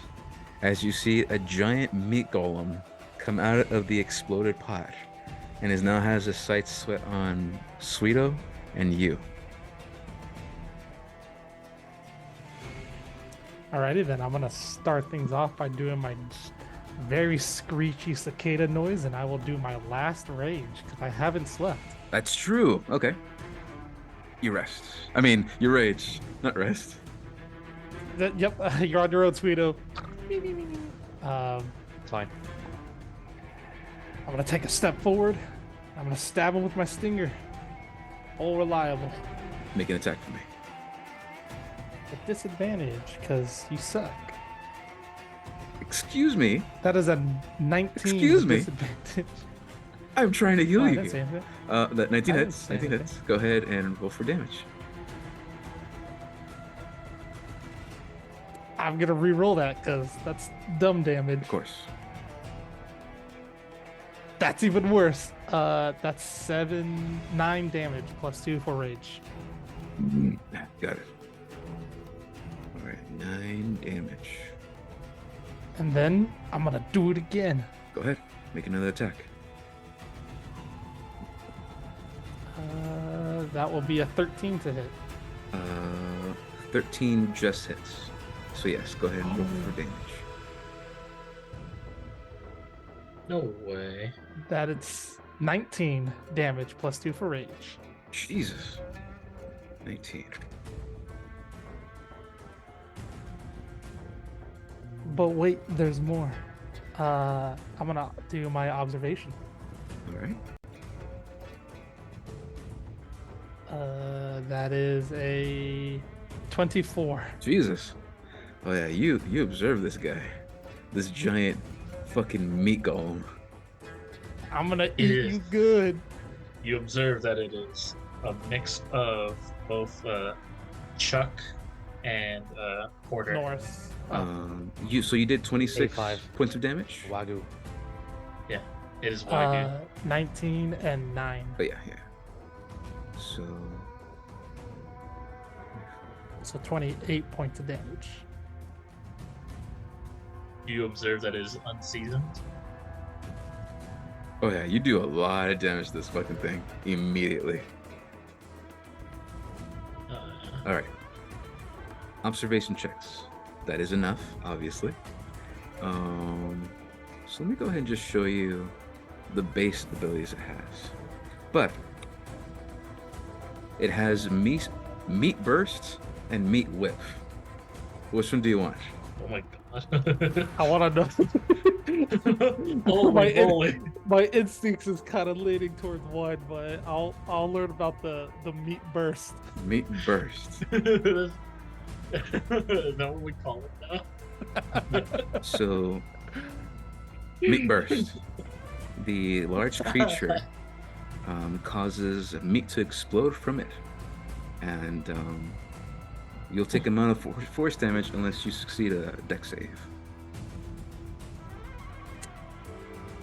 Oh my god. I'm going through like 8 jokes in my own head. I know. Of course. Right? Of course. I raged, I observed, I stabbed. That is it for me, good sir. Okay. This large monstrosity takes a step forward and is attempting to grapple you. Please make a contested athletics check for me. Which Riz has normal roll. Because he's raging. Right? Yeah. It's advantage on strength test. That's true. So it should be just a straight roll. Alright, Riz. Give me the athletics check. Athletics? Mhm.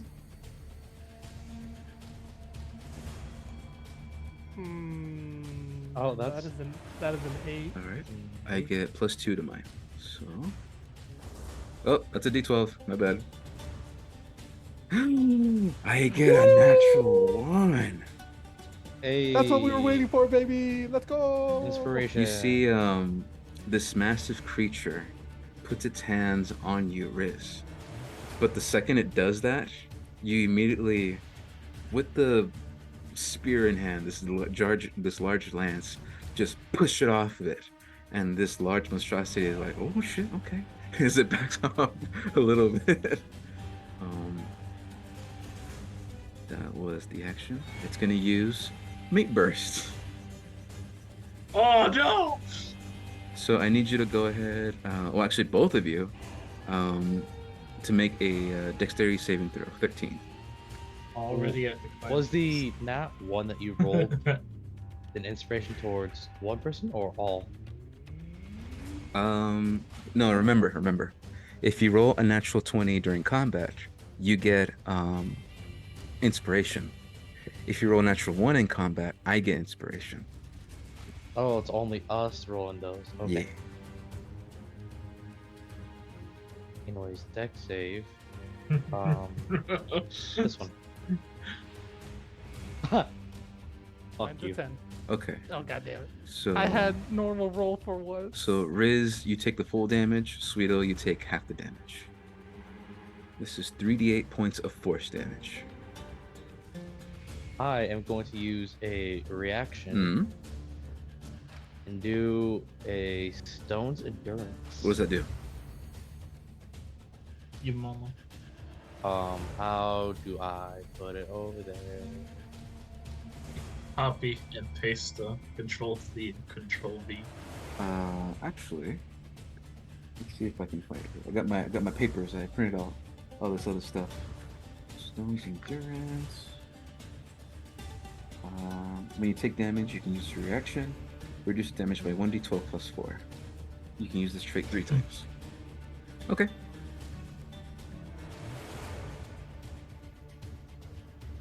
This is 9 points of force damage.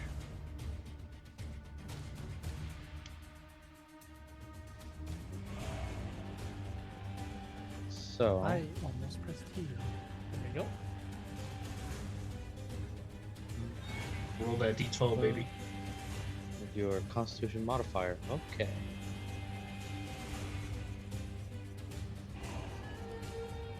Three plus 4, which is 7. Just adding con Big, mod. big. So you only take 2 points of damage. Wait, no. So that was a 3 on Stone's Endurance. And then what's your con mod? Plus 4. So instead of 9 points of force damage, you're only taking 2. Which is, that's good. I think What's up? actually he passed the save, right? So he would only take half. That's of 9 in the right. first You place. take half of 9. So So you take no he damage. just takes none. He just takes no Good on damage. you. Good on you, Alan. Thank you. Mhm. Sweeto, it's your turn. As this just burst of meat explodes out from the torso of this creature, and it sort of like chuckles and laughs to itself as it does it. It just meat bursted on. Now it's laughing. You gonna It's sort of take like that? it's sort of pointing at your face as you're covered in like this No. nasty red meat. I'm not Oh gonna my take that. god. We'll go over to it. 1, 2. I am going to Free. use my bonus action for fighting spirits, or just in case on that temporary HP. How many more uses of that you got? That's my second out of third. Okay, you got one more of those. And with that, I also get advantage on attacking. So, I'll try and gun hit it. So it's 5 HP, right? Yep. Okay, I got you. So it's a 20 to hit. 20 hits.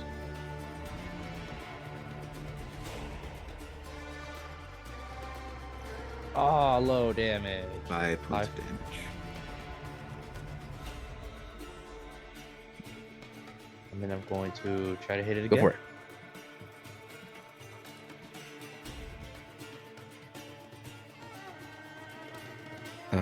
Oh yeah, those hit.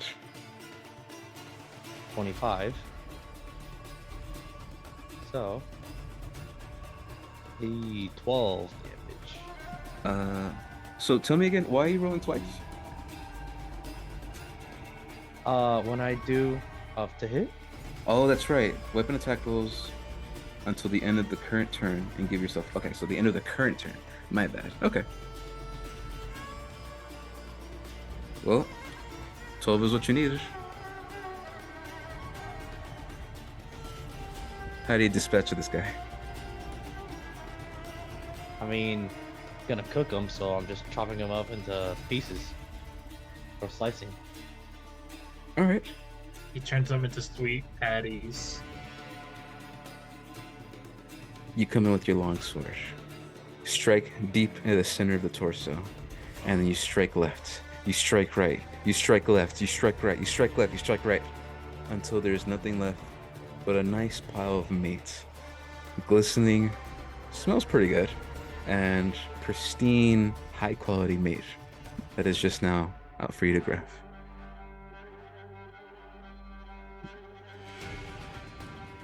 I'm going to grab ones that look like that has a decent amount of fat. Okay. You procure a fatty meat liver. Then I'm going to observe the plant monster thing.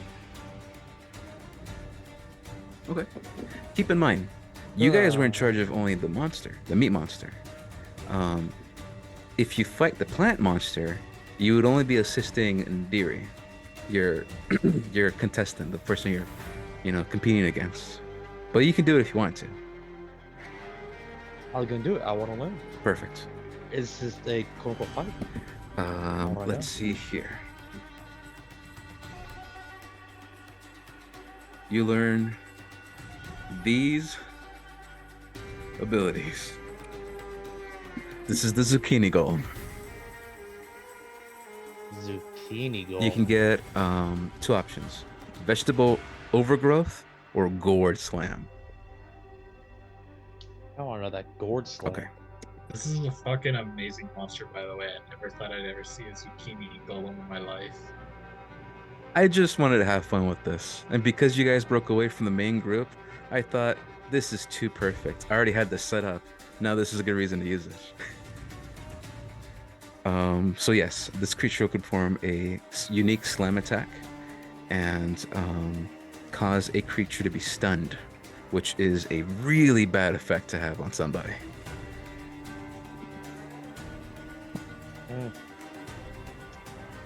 Okay. Then now, since I have some meat, I want to go to like a grill or something. The rest of my movement. Yeah, down to the south, there's a large grill here. The pig that's there, pretend it's not there, but just viewing what's there. There's a large grill here with some spices on the table, and everything's set up here for you to cook. And I want to go with the rest of my movement. So 15, 20, 25, 30. Okay. That is the end of your turn. And that is it. It is Nadiri's turn. Nadiri takes out what looks like to be her large butcher blade and just leaps into the air and hops onto this creature and begins stabbing down at it.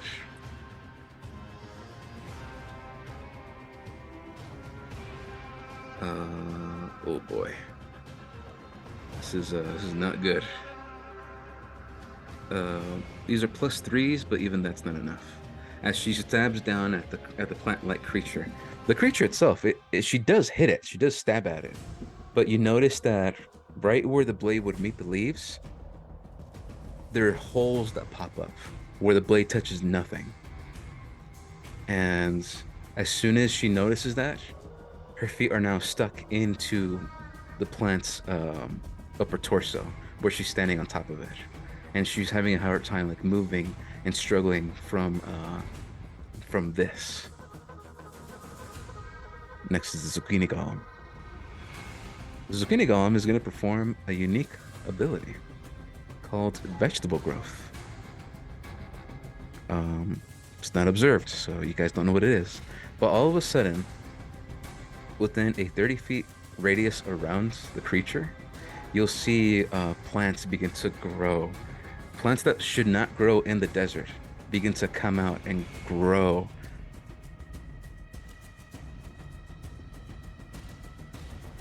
You guys see that? Unfortunately, yes. Yep, and it looks great. Yep. Perfect. It's green. His growth is bigger than the burst. Okay. He grows. Okay, so I need to make a saving throw. Don't mind me. Oh shit. Okay. Riz, also make a strength saving throw.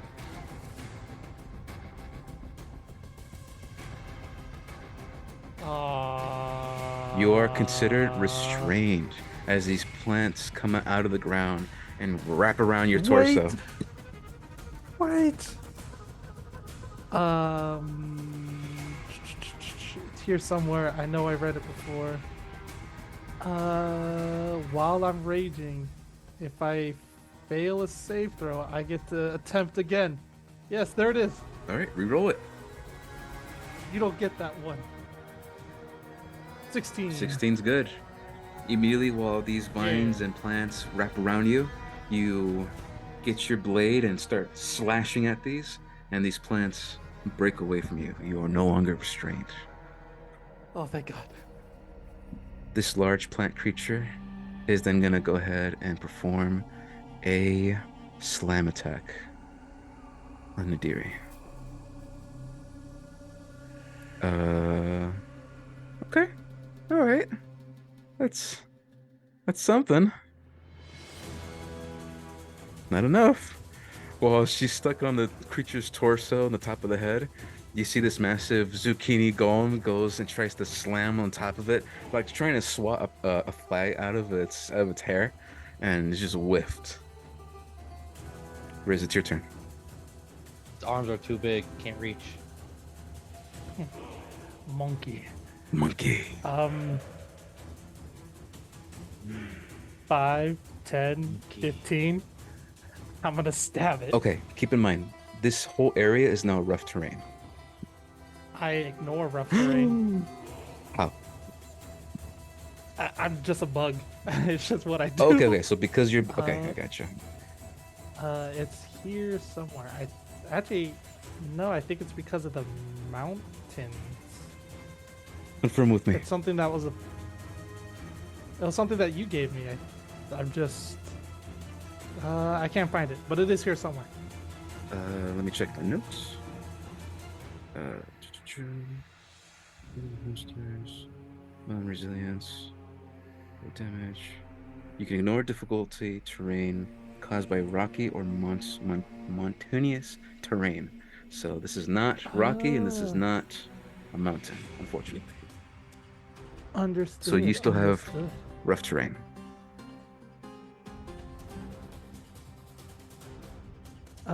Okay. So where was I? I was here. So that means 10, 20, 30. No, I can still make it. Even with the half movement? Yeah, I have 40 speed, baby. Oh shit! Okay. Yeah. So now I'm gonna stab, Stab it.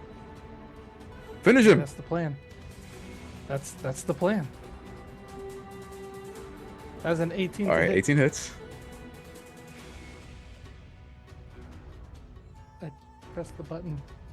Do the thing, please. There you go. That is a 18 Oh, plus 2 because that's I'm right. raging. And then I'm gonna do it again. 26 to All hit. right, buddy. These are hitting. And a 17 for damage. Yeah, you two-shot kill this thing. Ah! I'm so awesome! Sorry. Oh shit! I just realized something. And the effects of all the plants on the ground remains. As you see that now there are these herbs and spices that weren't there before, now available in a 30-foot radius all around you. Oh hell yeah. I'm gonna grab some. Okay. Sweet, it's your turn. Yeah. I just now realized I've reached my maximum holdings of inspiration. You have 3 inspiration? Yeah? Jesus. I haven't used any yet. Uh, And I just got one because I get nat 20 on the save. Let me confirm. Natural 20 on the save. Yep, that was natural 20. Wow. All right, buddy. It's time to cook. You're still on the clock. You gonna use all your Because these inspirations are for this, or what are you gonna do? Nice meat. Okay. Mate, probably. All right, you got the nice meat. Nice meat. And because of how nice it is, how fatty it is, I'll make sure there's a bunch of juices and it's gonna tend to burn easily. So I'm gonna try to cook it. Try to grill it. Okay. Go ahead. What cooking experience does Sweeto have? Would you say that he's adept at cooking? Or would you say that he is he's He survives. okay, so he knows the bare bones. Go ahead and make a survival check for me in this case. Survival. Oh, I have disadvantage. Oh, that's stealth. Survival's right here. Okay. 6. Yes. Okay. You put the meat on there. This pristine, elegant meat, fatty meat, and it's cooking. Oh, it's cooking. This is gonna come out amazing. is what you're thinking. The meat itself, it's doing what it can. It's the flames on this fire are pretty hot. What else do you do? And then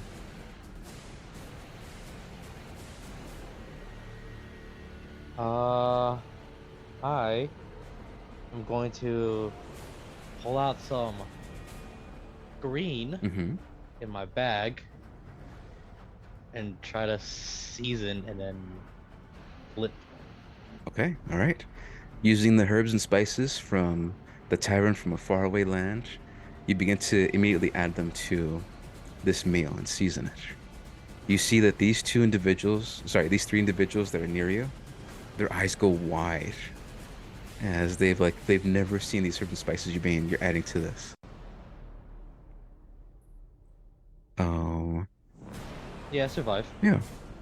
Do you use inspiration or do you let Nadiri go? Nah, I'm gonna use Oh my inspiration. God. Okay. I want to have this good, not shitty. Okay. It's cooking. You got the herbs and spices. Are you adding anything else to it? Or are you gonna let it cook? Are you gonna let it cook?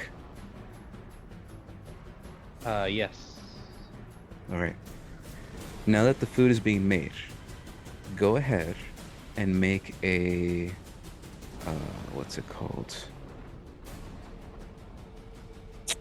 Uh, well, you tell me. What stat would you like to use to sort of prepare this meal?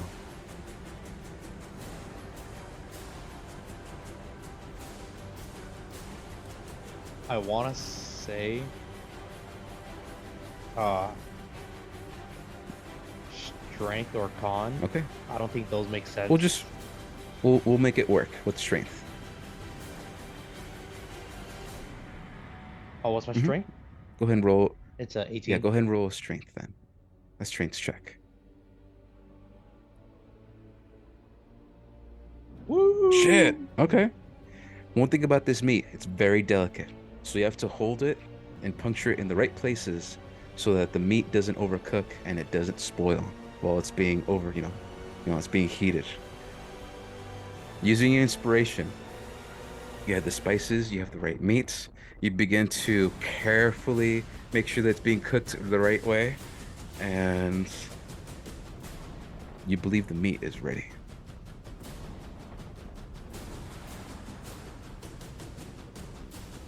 Cool. Also, did we lose Riz? No, Okay, right here. okay. I just see that you're not on Roll20 anymore. Oh, I was reading something real quick. Sometimes I forget my abilities, sometimes I don't. So I've been going back and forth. I got you. All right. Sweeto, is that it? Yeah. Okay. Nadiri sees that you have already finished the meal, and she's just like dumbfounded. She immediately grabs all the plants she can and begins to like walk on over, but with half movement, she doesn't even get to her station. Riz, it's your turn. After collecting some of the spices, herbs, and berries that I need. This place still is rough Yes. terrain, right? Yeah, 10, 20. I'm gonna collect specific meat that I'm looking for. What are you looking for? Thick meat, gamey, Oh, pretty. You fatty. find Oh, that yeah. like at the very bottom. All right, I got what I need. All right. How much of this do you want to carry? As much as I can. You have 35 pounds of gamey meat. Hell yeah. That was High fucking quality 30, meat. 40. God damn it. I can't get out of this fucking circle. Oh, does that count as my main action to pick up all this Mhm. meat? God damn it. Okay. Yeah, that's it. All right, sweet. It's your turn. And you said there's berries towards a plant Mhm. monster? Okay, so having the meat, I'm going to go over towards a plant monster to get like a little bit of berries. Okay. You've cooked the meat, you've finished the meal, but now it's time for the presentation, the final touches. You walk on over. Uh, 10. 5, 10, 15, 20, 25, 30. Then I'll use action, try dash, and that'll be 10, 20, 30. Oh no, the second you're in the green, that counts. So you can get berries there if you want to. Oh, Yeah. cool. Yeah. Then I'm going to get uh get 2 berries, crush it with my hand to put like a little sweet sauce on Oh the meat, shit. Okay. and then grab a little more berries to just put it around the meat, Got it. and then I'm done. Voila. Nadiri goes to her pot. You see that she throws the pot already burning by like boiling water. She throws some plants in there. She takes out her ladle. She begins to like stir around and begins to stir and stir and stir. She picks up some plants off the ground and she says, "Ah, yes, this is what I needed." And she tosses it into the pot. It cooks for a little bit and she says, "Done." And she picks up a bowl and begins to walk towards the big tent over here. Well, too bad. I'm first. Sweeto, combat is over, but you're closer to the tent. Oh, I hope you guys appreciate that I'm still keeping the music on. cooking's intense. I watch anime. Hey, as far as Riz concerned, this isn't over. I still need to cook. That is true. Bro, I'm staying here like, what kind of anime bullshit is this? This is absolutely Yeah, ridiculous. I've watched Food Wars. Thank you. Yeah, this is Food War. Amara comes out of the tent. Oh, No, shit. you're good. The moment Slammed into her. Out of my way, bitch. the moment she saw you coming towards the tent, there were some whispers between the guards, and she comes out and sees your meat. I'm gonna go ahead and. Oh God! She also sees your dish. Sorry. I'm gonna go ahead and turn this down. And then. Oh, that was hectic. But I love it.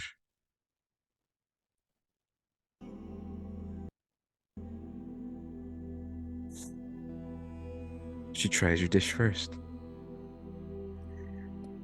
She goes.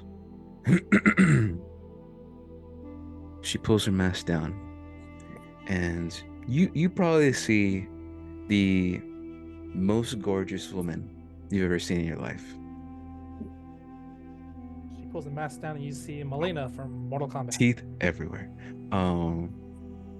The main thing that popped in my head is I love my lips. And you see that there's a big smile on her face. And she says, "And what do you call this, sweetheart?"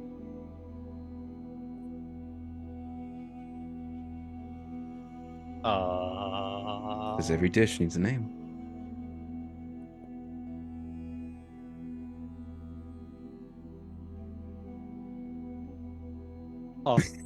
Panicking. You see that Nadiri sees that you're struggling, like, oh, I'm ready. He's not ready. Sweet wagyu. She puts up her hand to make Nadiri pause. Sweet wagyu. Which flame burns the brightest? Oh, the and center one most? right here. Yep. While they're judging, I'm over here with the meat being, I got a dish I'm still cooking up. Don't you worry about it. Nadiri sees the food. She grabs sort of like a handle of it, and she takes one large bite out of it. Sweeto, go ahead and roll a performance check with advantage. Okay. Here's number 1. Here's number 2. Okay. So it's 18. You see that Amara finishes her bite, hands you back the meat, and you see that there's no change in her face. And she says, "Next dish." And Nadiri steps up and she says, "Here, please, I would be honored if you tried my vegetable soup." In the distance, you can hear me going, "What?" Amara looks at the bowl and she says, "Rare to these lands, vegetables. This will be a fine meal." And she takes the bowl, gives it one sip, and gives it back to Nadiri. And you see everyone begins to get closer, like waiting to see what she's gonna say. Oh, as they get a little closer. "I have spoken. The winner of this trial." Wait. Everyone's like, Actually, I'm not even screaming. Wait, I'm like, it's ready. you see When Amara. I show up, I'm just You like, see what's Amara everyone doing? is like, "What? A new challenger approaches. What do you call this?" You hand her this burnt meat. Oh hell yeah. Oh, I just had the name in my mind. Eat what you It's- kill. That's what I'm calling it. Eat what you kill. Or It's tartar. survival. I call it survival. Amara takes a look at it, and she says, mm-hmm." They essentially look like just a slab of meat on a stick with Mhm. some kind of garnish. It's hard to tell because everything looks pretty Make a charcoal. general survival check.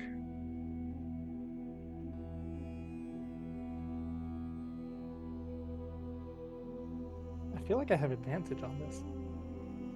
You don't have Oh, advantage. oh, that's so good. I want to keep it so much. Bitch. I'm like looking through my notes. Hold on, no, I have advantage. I know I do. No. God damn it. If it doesn't No, have no. the A, you don't Nope. have the advantage. Yep, Now yep, roll yep. it again.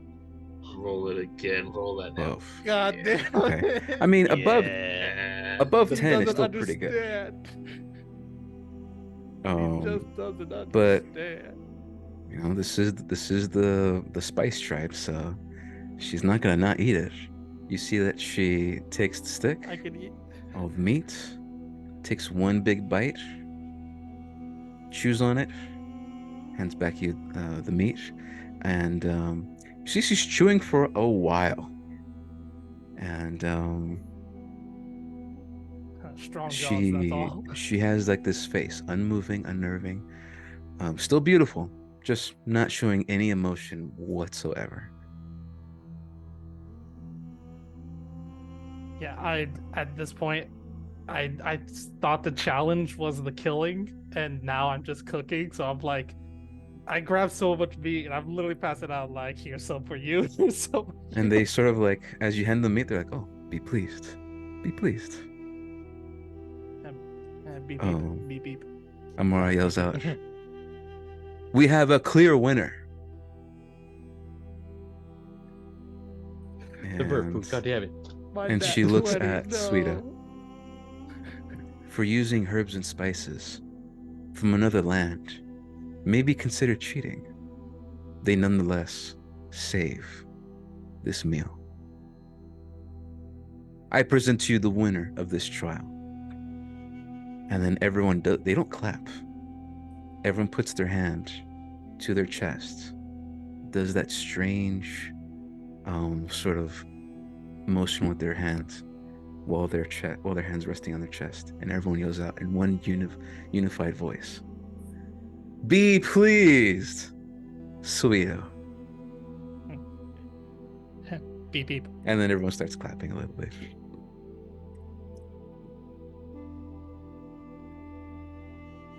Yay. Essentially, I just have like thick burnt jerky with a little overcooked sautéed. I was looking for mushrooms, but a little bit of herbs. I didn't know what the hell Mhm. kind of powders I was using, and the sweet berry sauce that I'm very used to making back at home. So it's essentially sweet ribs. Gotcha. Okay. I mean, it sounds good. Just I just I just overcooked it. It's not the meat I used. It's the wrong meat. it was the wrong meat. It's not my fault. Armand takes a Traitors, look all at of you, you. Sweeto and Riz, and she says, "Will you rest here tonight before you leave on your journey? Or would you prefer to jog on, as they say?" I am going to go to sleep. Very wise, Sweeto. How about you, Riz? I mostly came looking for him, so if he's gonna chill here, then I guess I'm doing the same. Okay. Then rest you shall have, here in my tent. You've earned it. However, your reward. Saga is a practitioner of magic. He is known as Saga the Final. And he is the individual that speaks directly to the prince. What he was doing out here with the student, I have the slightest idea. However, going to the palace, going to Saga, is impossible. There's only one man, well, not really a man, one individual that can help you. And he is in the kingdom of Serenza, not far from here. A very strange man from a far off land. Many names he has. But if you want to get to Saga, if you want to find your students, you have to look for the master merchant of Serenza, Mr. Halfumdunger.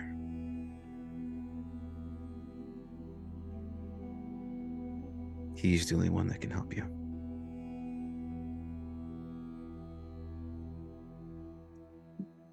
Do with which information I gave you what you will. Rest, sleep, and tomorrow, I personally will take you to Mr. Dunger.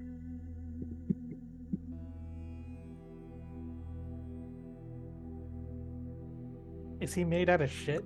She sort of chuckles to herself. Everyone What? You everyone said makes dung. that joke once, but they only get to make it once. It's not a joke. I'm genuinely curious. No, Oh, no, those are too Riz. big of words. He's not made of dung. He loves Oh. to gamble, however. That's a shit name.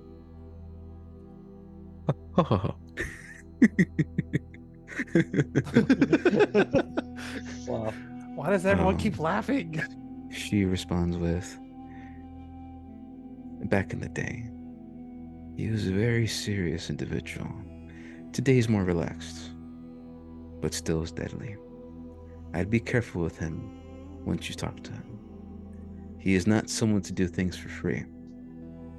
He will most likely want to play a game with you. That's how he does things around here. But I can guarantee, for it is in the scrolls, I know you will succeed.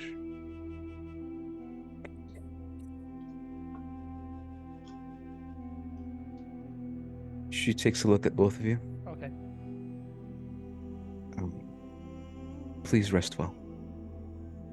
And if you require anything, speak to Hajim, the giant, and he will take care of your needs. And Cool. I think I saw a pile of rocks outside, so I'm gonna go sleep over there.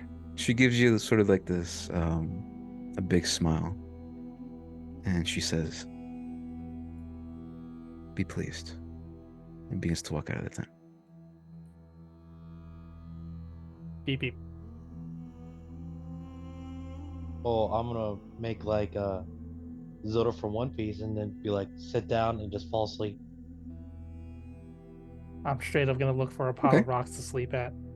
All these pillows, all this shit. There's no way I'm gonna sleep. I would say Too soft. that where the most camels are on the right-hand side of the map, those are like the rockiest of rocks in this entire place. Fuck yeah. The second you get close, these camels like start to back off a little bit.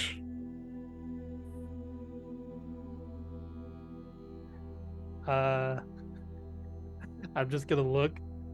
I'm gonna look for the pile of rock, and I'm gonna look at them and be like, I already ate, and I pat my stomach. You guys get to live. And then I guess I'm gonna rest. This one just like Yeah. shits on the ground and just goes over here. They get the message. Not happy about it, but they get the message. All right. And this is where we're going to leave today's episode until we come back next time in Disaster Campaign.